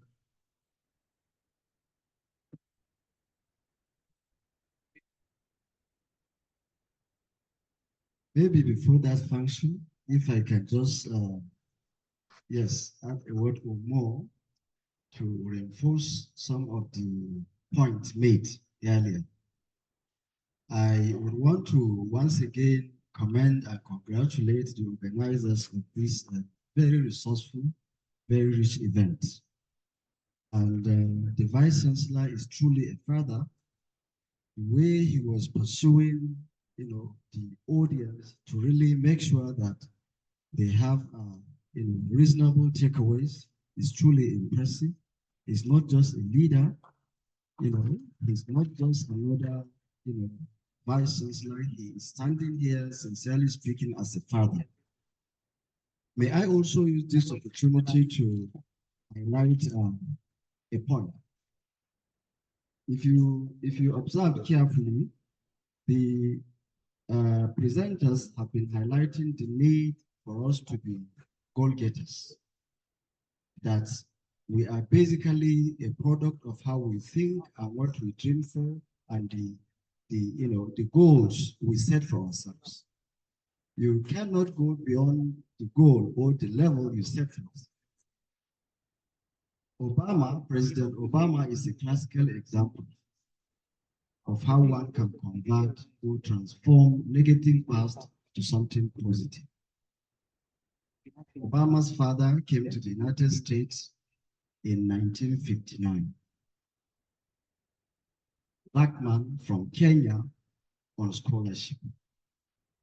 I remember the transatlantic slave trade that took place, essentially ravaging Africa. So he was basically a grandchild, of those that were then termed slaves, his father. So he arrived in 1959, but by the year 2009, he was a president. Not a president of a country like Nigeria, or any country in Africa, but a president of the most powerful nation on earth. With all the obstacles, with all the challenges, he navigated, he traversed, and he got there. Here are some of the obstacles Obama had to jump through. Obama had a multiracial identity.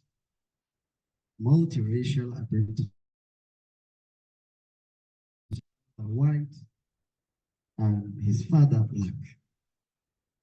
How would he circumvent that? How would he deal with that as an obstacle to achieve his goal? Obama simply used that to reach out to diverse communities in the United States.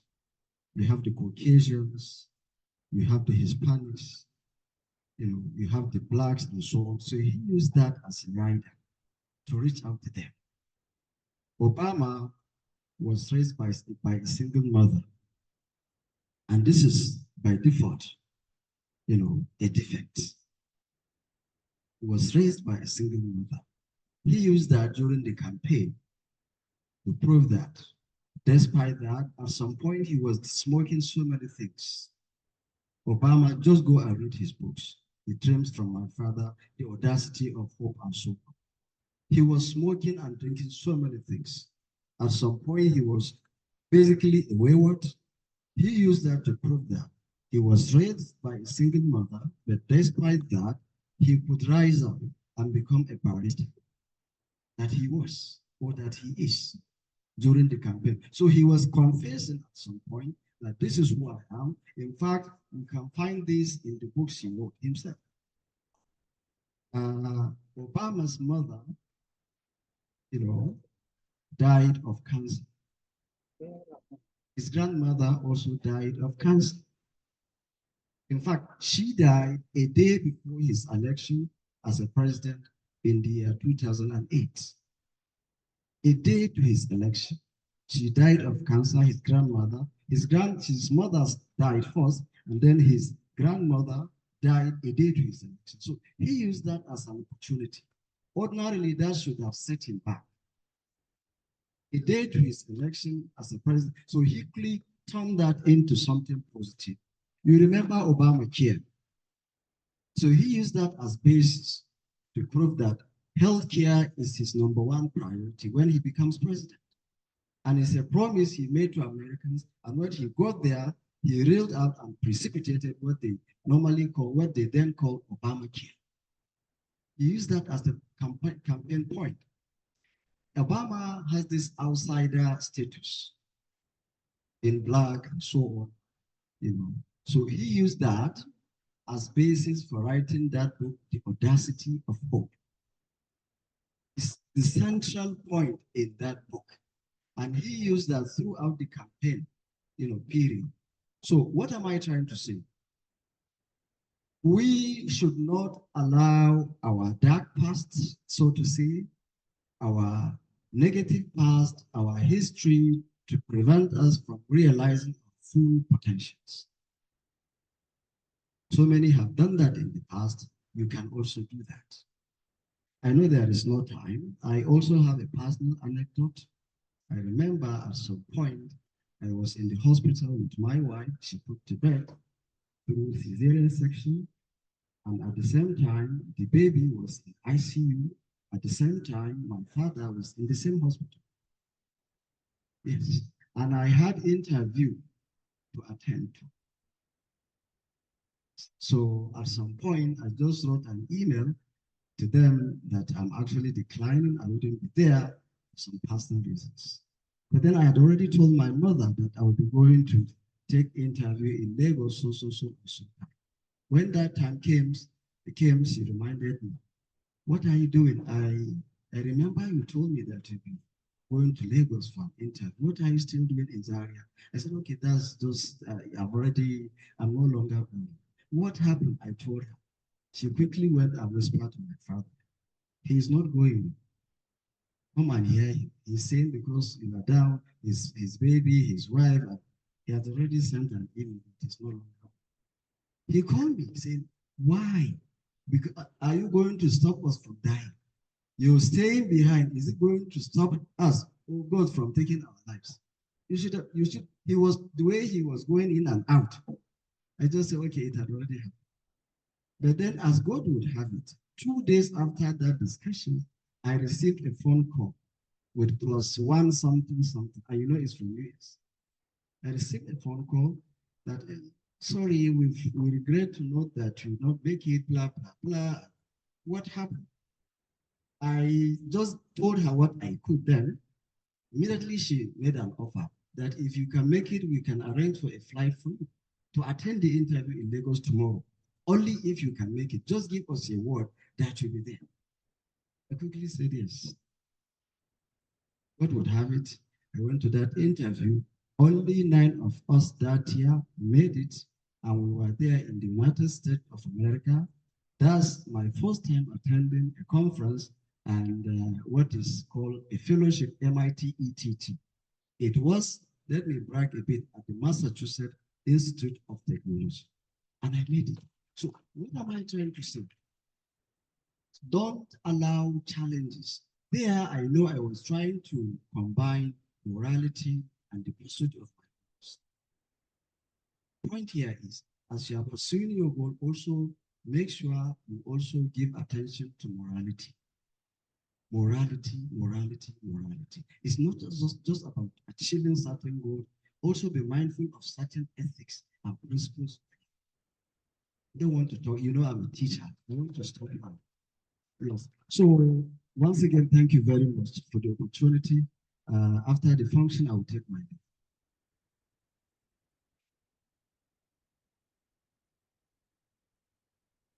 The choose photographer.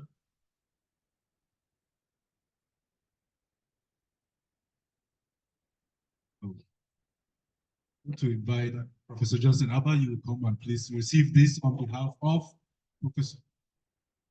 Well, so Johnson Abba, I like your modesty.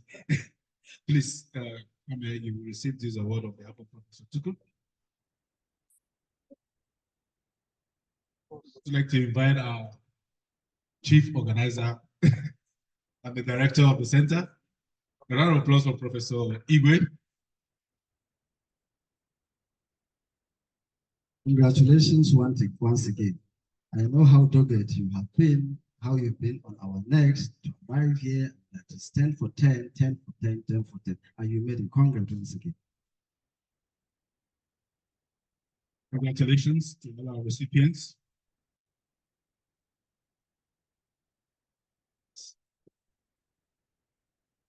Chairman of the occasion and representative Honorable Commissioner for Education, Professor Abubakar. Thank you, sir.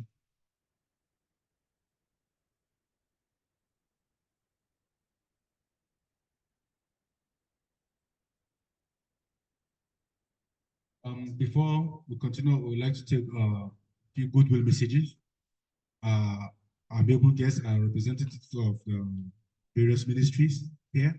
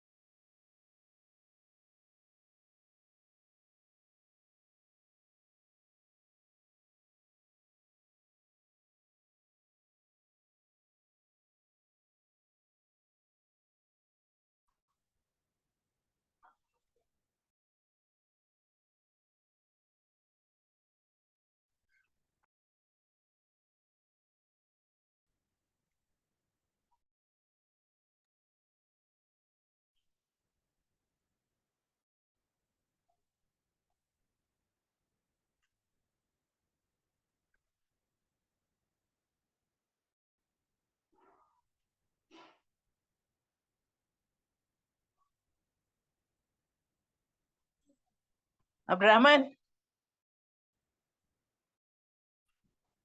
wai zo ya duba min waya.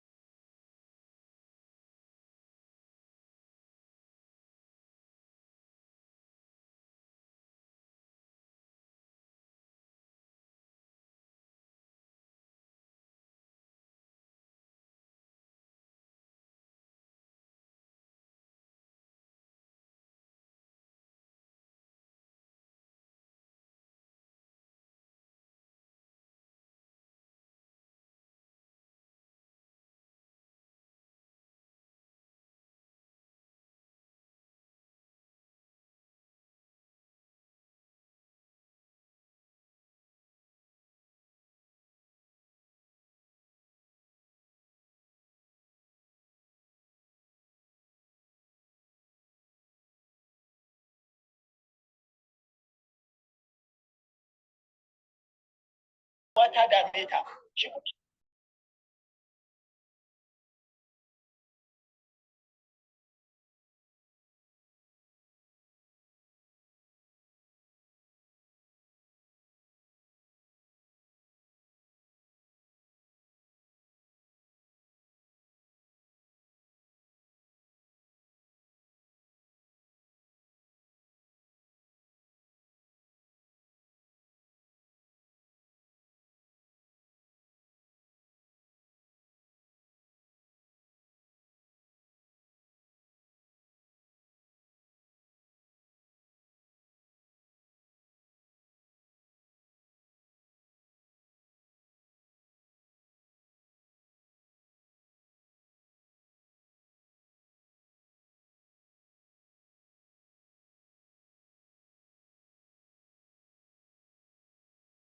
An institution that doesn't work harmoniously, synergistically, will definitely collapse with time. Well, the VC is not here. The message I wanted to pass to was, without the staff, without the soldiers, the generals are not. Without the pawns, the kings have no kingdom. And without your staff, whatever goal you have defined to achieve at the end of your tenure cannot be achieved. So how do you achieve your objective? Is by working on the self-motivation of your staff.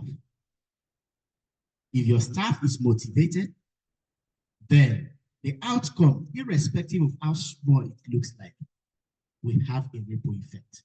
You will see that small lion there. What do you mirror yourself to be? The way you see yourself is what you are going to react to. And that is how you will react to everything around you. If you see yourself to be poor, you will definitely be poor. If you see yourself to be rich, you will definitely be rich. If you attach royalty to yourself, you walk royalty and you address things around you with royalty. My Holy Bible tells me, show me a man that is diligent in his work. He shall stand before kings and not mere men. Not one king, kings. So in that which you say you are doing, are you diligent in it? And for you to be diligent, self-motivation plays a lot of role. This presentation and this gathering we are having today, I was just given 2 weeks to organize this. Yes. I walked into the office of the Vice Chancellor and he told me, Igwe, I want you to think of something. Self-motivation. How then we ensure that staff in CASU are self-motivated to be productive? That was on Friday. On Sunday, we developed the topic. We developed everything about it, and I sent it to him. I was in church, he was replying me. Change this one, and we were talking. The Vice Chancellor, if he's here, he would have just taken it. And we did all the correction. On Tuesday, we prepared the poster. On Wednesday, we got the Zoom link. On Thursday, we prepared the Google form.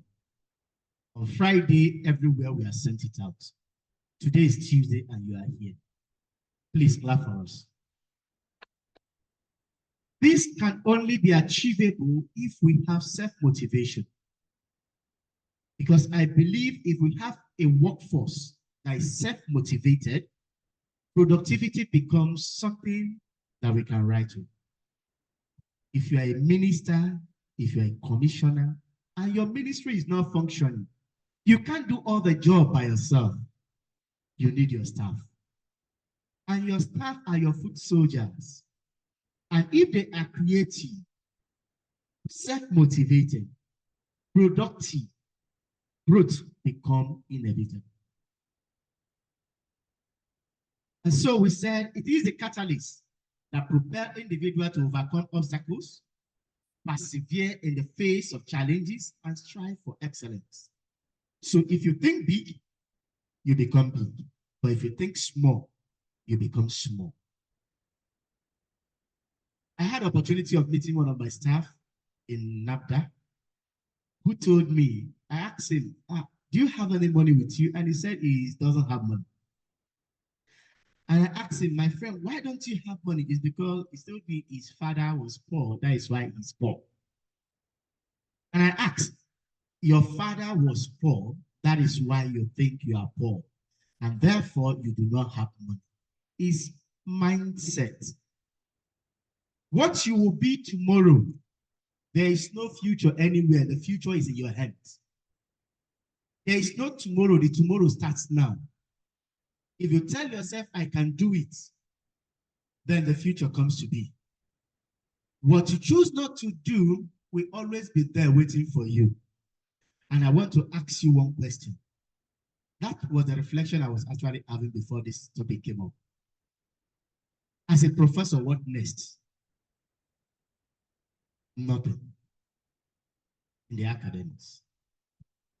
In life, what will you want? What you want determines how you think. What you want determines what destiny we put in your hand.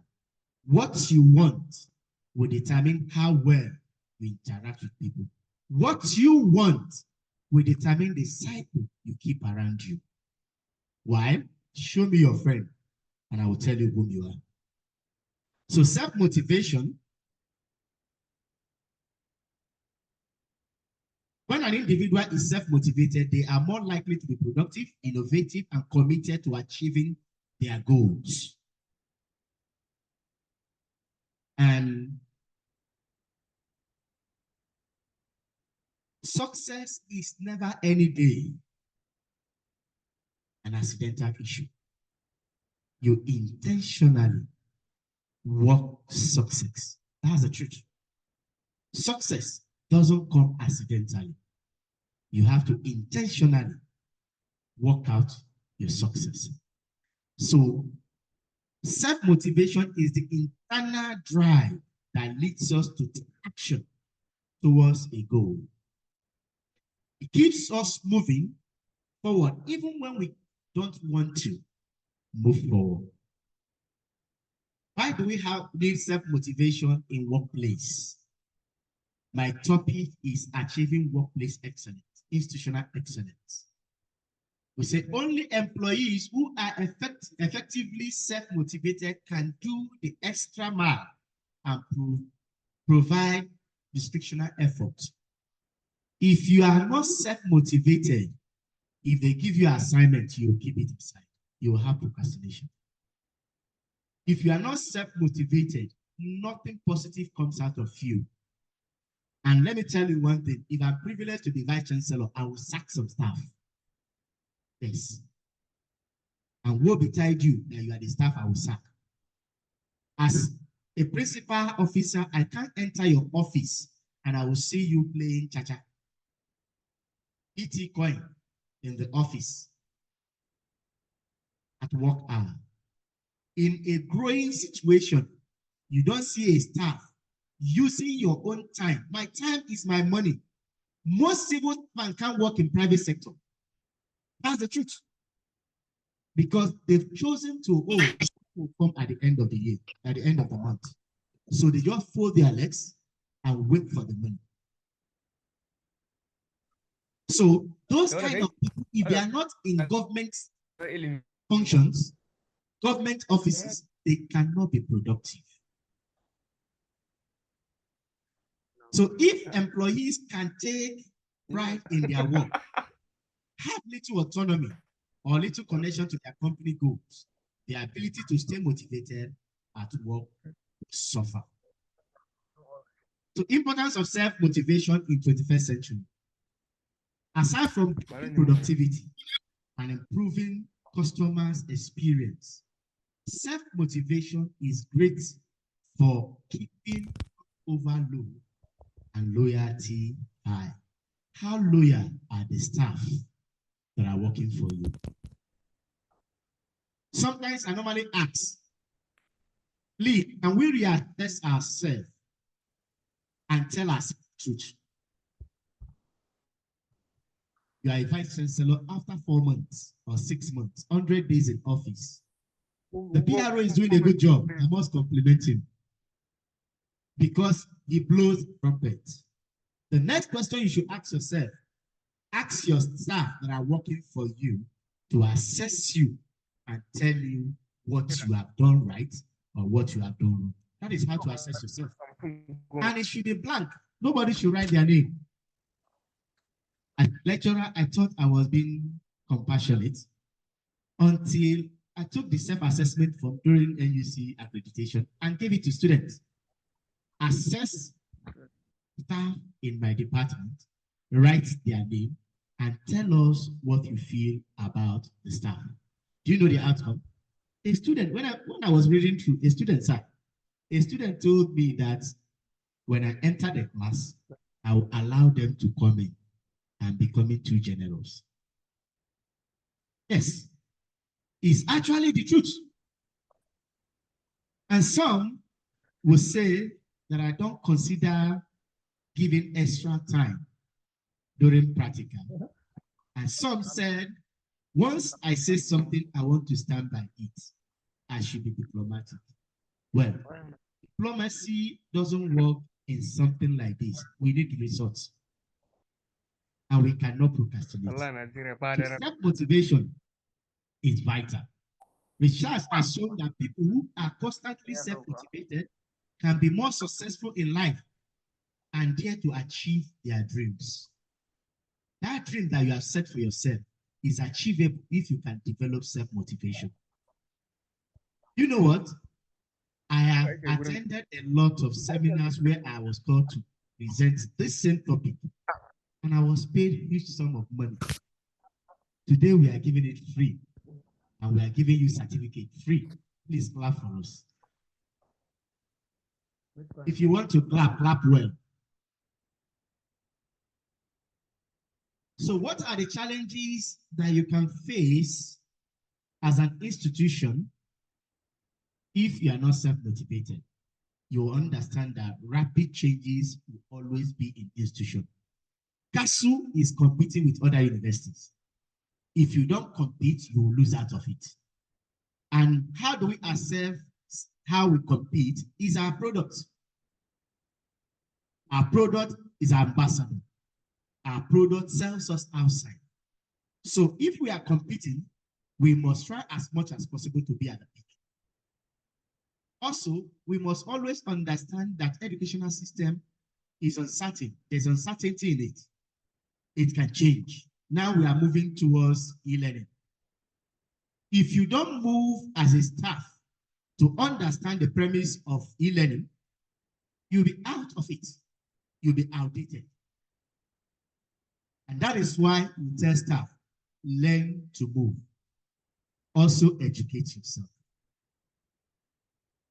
What are the common things that can actually challenge self-motivation among staff?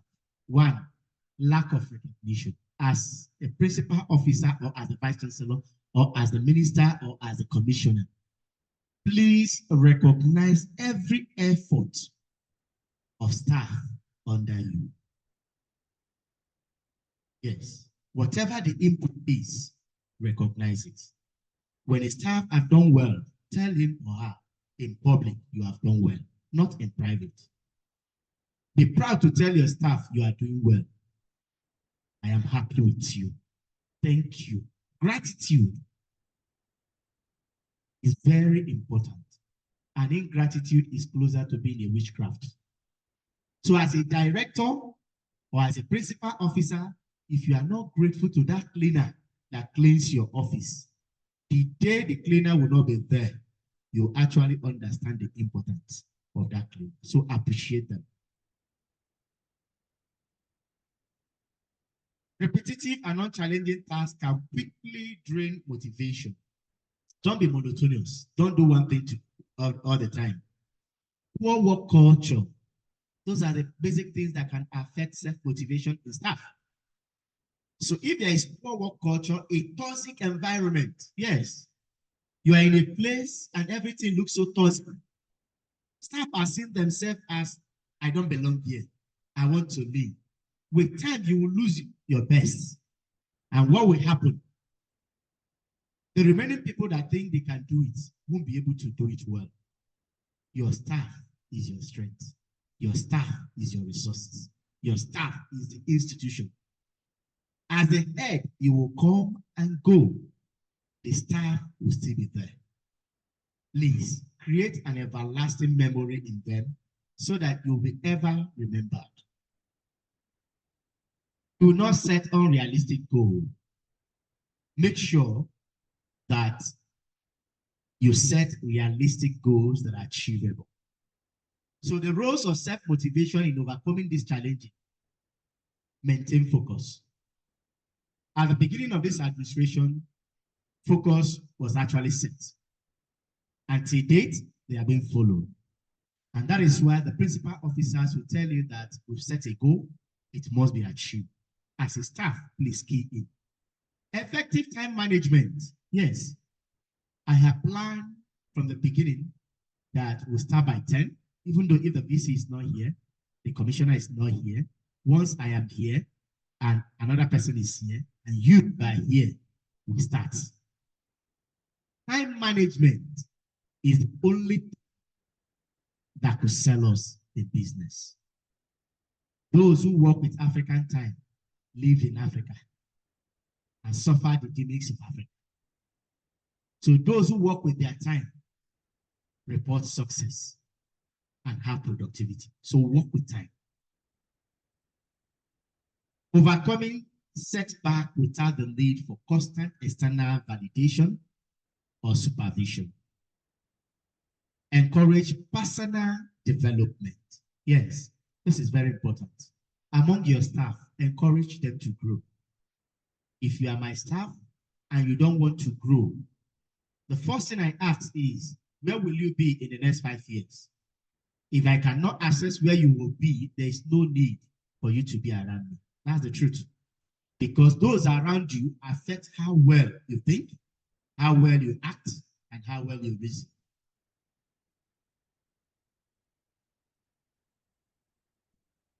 So benefits of self-motivation. Number one, it enhances productivity and efficacy. Number two, it improves job satisfaction. Number three, it increases creativity and innovation. Number four, better decision-making and problem-solving. And number five, stronger team and collaboration. Yes. Why is it that private sector in Nigeria are doing better than the public sector? Because the public sector tolerates everybody who comes with whatever laxity they have and expects to work. Nigeria is the way it is because we tolerate things that should not be tolerated.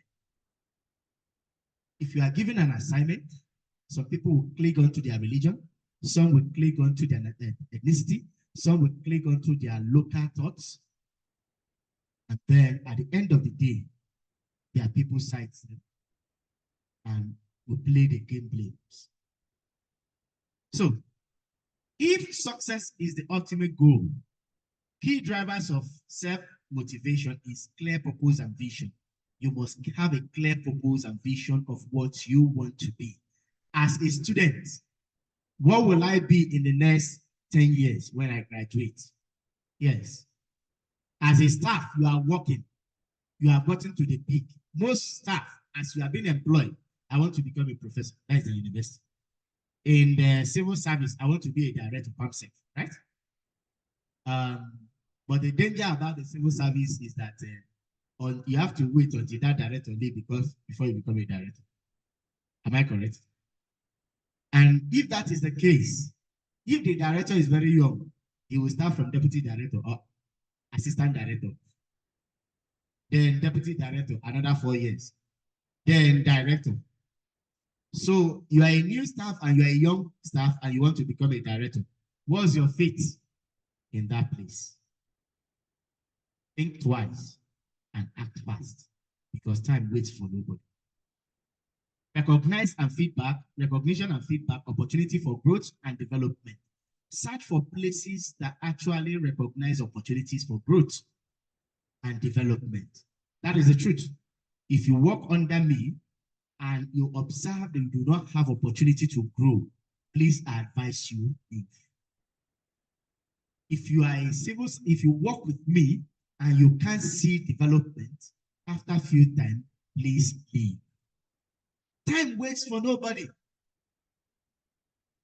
Are you alive to mark time or you are alive to make impact? That's the question you should ask yourself. Positive work environment and culture. Surround yourself with people who are positive. Strategy for fostering self-motivation. How do you foster it and make sure these things work? Number one, goal setting and achievement. Regular feedback and coaching. You must have a mentor. Yes. A lot of speakers have talked about mentorship. There must be a feedback mechanism. Professional development and opportunity.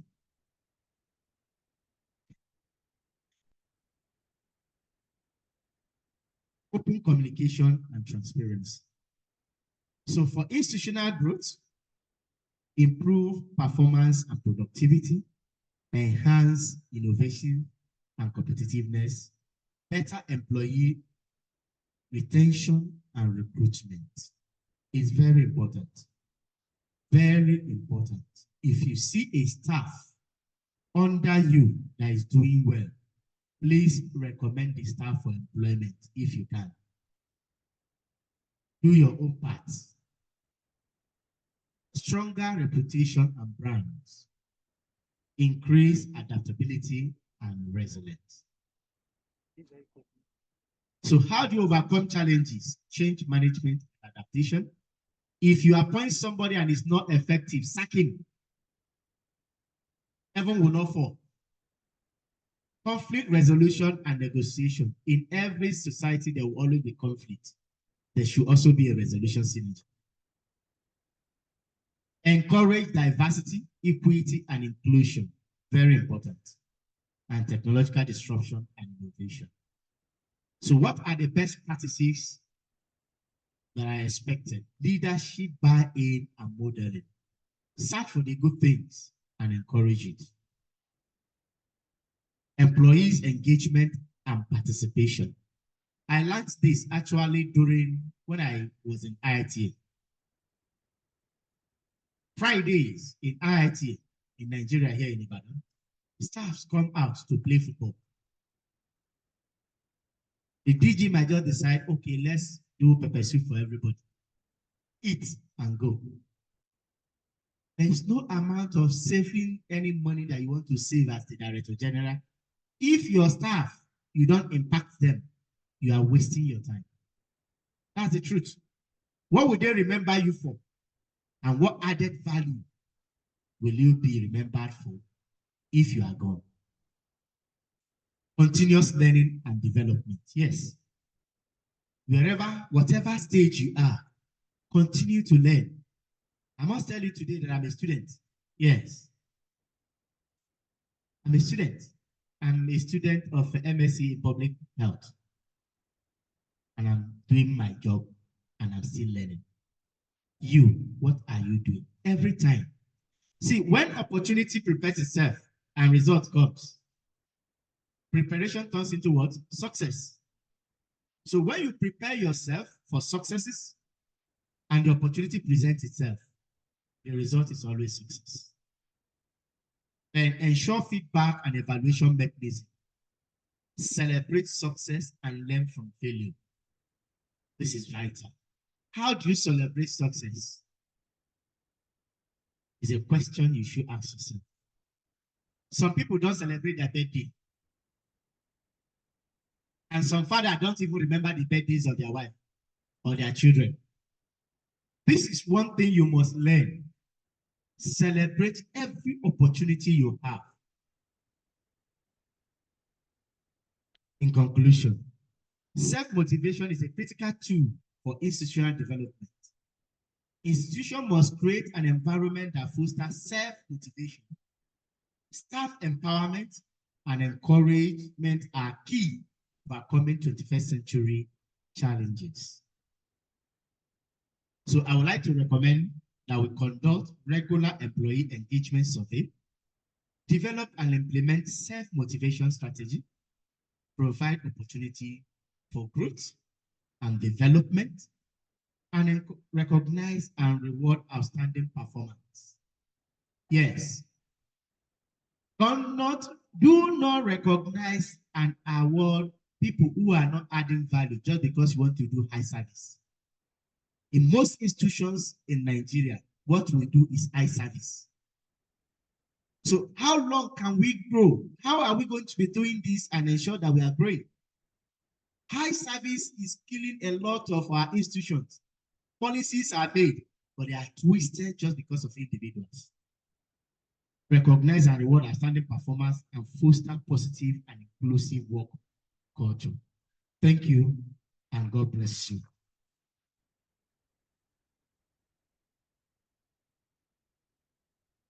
Picture has not taken me. Thank you. Another round of applause for him, please.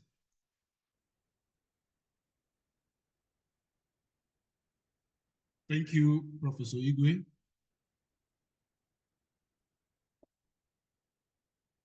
So if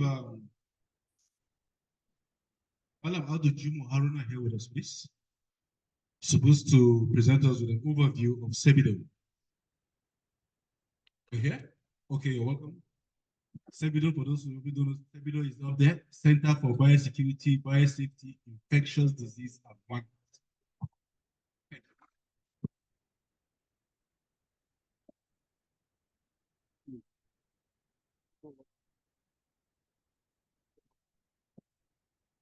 Pull up which one?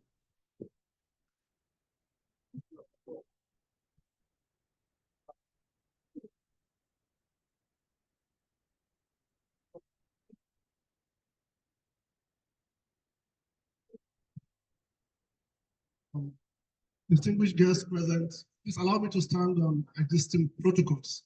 And forgive me if I sound jilty. I feel like an ant speaking after elephants have spoken. I'm just going to talk to you in a few minutes about the Center for Biosecurity, Biosafety, Infectious Disease, and One Health. The center is an interdisciplinary center that houses many centers that are aimed to push science and medical research in Kaduna State in particular, and in Nigeria in general, to greater heights. Please kindly ensure you provide an email that is effective. Your certificate, by now you should be receiving your certificate. So your full name, your certificate will be sent to you before the close of today. Basically, there are 4 different centers under the center. We have the Center for Biosecurity, which is meant to protect people from the harmful effect of intentional weaponization of biological materials through threat research, through policy analysis and development, biosecurity education and training, public health emergency preparedness, collaboration with government and international partners, and so many other functions that the center will perform. The next center is the Center for Biosafety, which is meant to protect people from the accidental effect of biological materials through biosafety risk assessment, checking how exposed are we or how vulnerable are we to biosafety risks, biosafety training, laboratory audits and inspections to make sure that our laboratories do not pose a risk to those working there and the environment, development of biosafety guidelines. What can you do or what you shouldn't do not to pose people or put people at the risk of biosafety issues, collaboration with regulatory agencies, biosafety incident response, and a host of other functions. And then you have the Center for Infectious Disease, which will do a lot of infectious disease surveillance, policy development for infectious disease control, global health partnership with relevant stakeholders in the field, education and training for healthcare professionals, public awareness campaigns, and a host of other functions.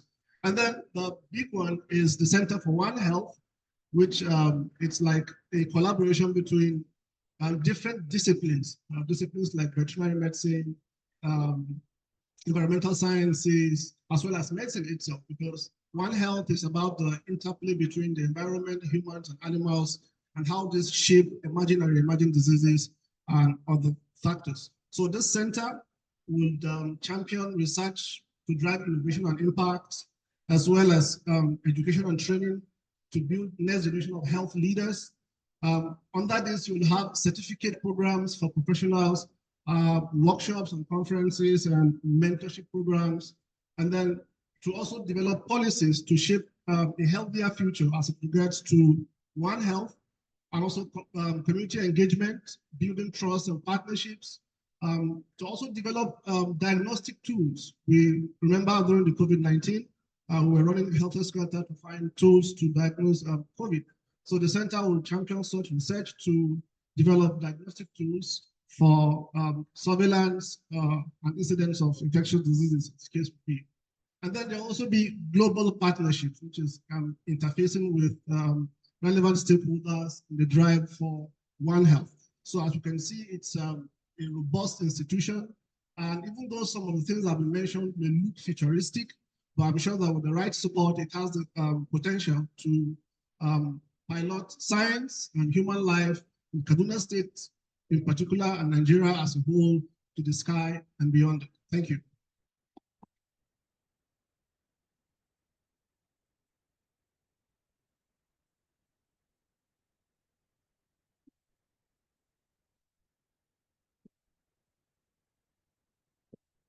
I'd like to recognize Dr. Ige and Dr. Isa, heads of departments, right? You're welcome. Privileged to have you. Thank you. This pharmacy is Abba Johnson here with us. Yeah, step down. It's time for questions since he's not here with us. I know we're pressed for time. I know we'll be here for such a long time. We're probably exhausted. So we can take maybe 2 or 3 questions. Anyone? Quickly. You have a question or a comment? We'll give you 30 seconds to do that. Okay, 1, come. Another one from here. Okay, back here. Anyone? We have just 1 person. Okay, please come. We'll take 3. Yeah, we have 2 now. 1 more. Okay, please come. So you introduce yourself, state your name, department, and your question. Good morning, everyone. My name is Favor Marcos. I'm from the Department of Pharmacy. My question is more in line with what the center is about. So it's what is the roles of students, and I say my question is directed to the center. What's the role of students now in the whole biosecurity? Will I just respond? We have antimicrobial club here, right? Safety is of essence to everyone. The student club is also part of the center. All activities lies on the activity of the student, their manpower, their resources, and their actions. So everything that the students, the center will do, the students are involved directly, not indirectly, directly. Because biosecurity, we just conducted a research with monkeypox, and the outcome was so marvelous that there's even an incident in Castle. Yes, and nobody knew. And then we were asking ourselves, Castle is a university. 80% of people here use phone and Android. And do you know that 50% of the people we interview don't know that there's anything called monkeypox? Especially even those in allied health said they've never heard it. So awareness creation, we need the students. Implementation of policy, we need the students. Ensuring that these policies are carried out, we need the students. So the students are part of the set. Thank you.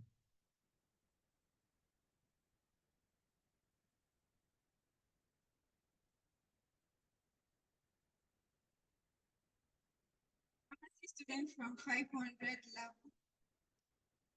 And it's a very simple one. As students, how can we have access to mentorship?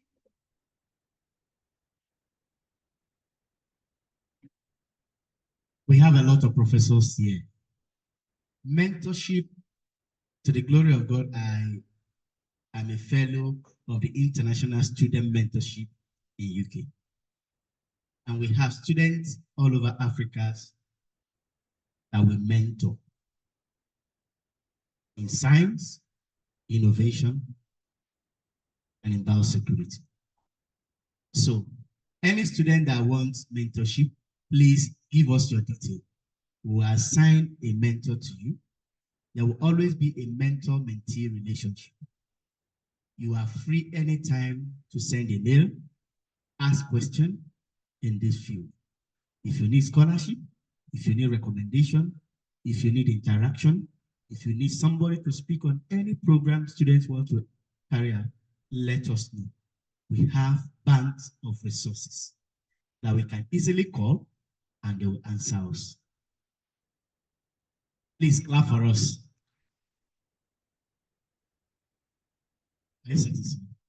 Any day you can walk into our office, and our website is on now. Center for Biosecurity, Biosafety, Infectious Disease, and One Health. The website is on. You can type it anywhere in the world and you can call us. My number is there. You can easily call. And we are also creating a certification program where we can teach, train, equip our own for certification of some programs. Good day, sir.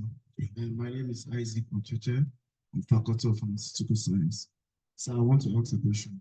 The third speaker talks about plan management, and the second talks about taking action urgency.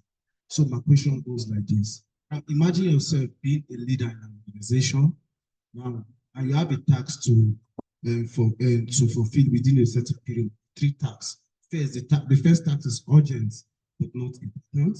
The second task is urgent and important, while the third task is not urgent but it is important. So as a leader, you have the same day to fulfill that task. What are you to do? There is always scale of preference. Time waits for nobody. You said important. What is the definition of important? Give priority to things that are very important first. If you are meant to shoot, I was actually on my way to a biological conference, World Convention of Biological Weapons. I was in Egypt when I sent a mail that COVID would enter Nigeria, and I sent it to the Ministry of Health. The NSA office wrote back to me that they will implement. We have medical intelligence. I'm just giving you an example. And now we're expecting a response. If Nigeria has taken immediate action, as at when due, this thing would have been reduced. When you procrastinate and you don't take cognizance of your time, the worst might happen. If you want to shoot your enemy, shoot and don't look back. If you want to take action decisively and don't look back. What you choose not to take action on today will search for you tomorrow and will hurt you. And if it doesn't touch you, it will touch one of your relatives. Directly or indirectly, it will affect you. Thank you. Good day, sir. My name is Mohammed Faisal, and I'm a recent graduate of pharmacy. Why is everybody here? Those asking questions are pharmacists. Are there not people from other departments? Go ahead. Having gone through the website of this, let me call it a department, so I've come across several certificate courses, and I'm more interested in the biotech certificate course, so I need when to start and where to start. Is it going to be online or offline? You just bring details about it. That's my question. Okay. Our center will commence activity very soon. We are just waiting for authorization from the Vice Chancellor's office. The resources are already available. The manpower is already available. It's going to be hybrid. So just bear with us. I've received a lot of calls for our certification programs, and I believe we can do better. I know Dr. Ige is here, Dr. Isa is here, and with them we can do a lot of things. So the center is open for you, and we want to grow with you. Thank you very much.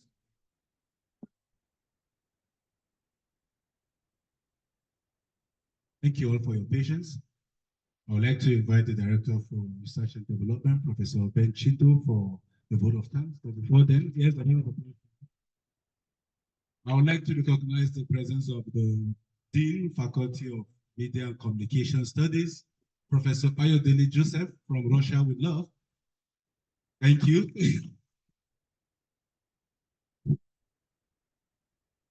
It's, you agree with me that the time is fast spent. So, and my job is very simple. Just to thank all of you. If I have to thank the Vice Chancellor for actually creating this center and carefully choosing Professor Igwe to head the center. We wouldn't have been here, or maybe our being here would be delayed. We also want to thank the speakers for doing justice to the topics.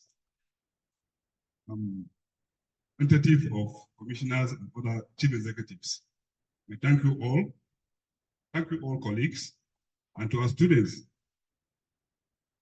I wish we had this opportunity when we were undergraduates. Honestly speaking. A little more of this kind of public lectures. Thank you very much for your patience. Thank you very much. Thank you, sir.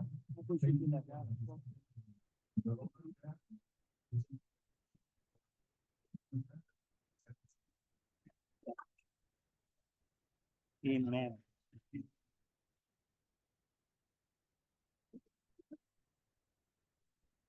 Yeah.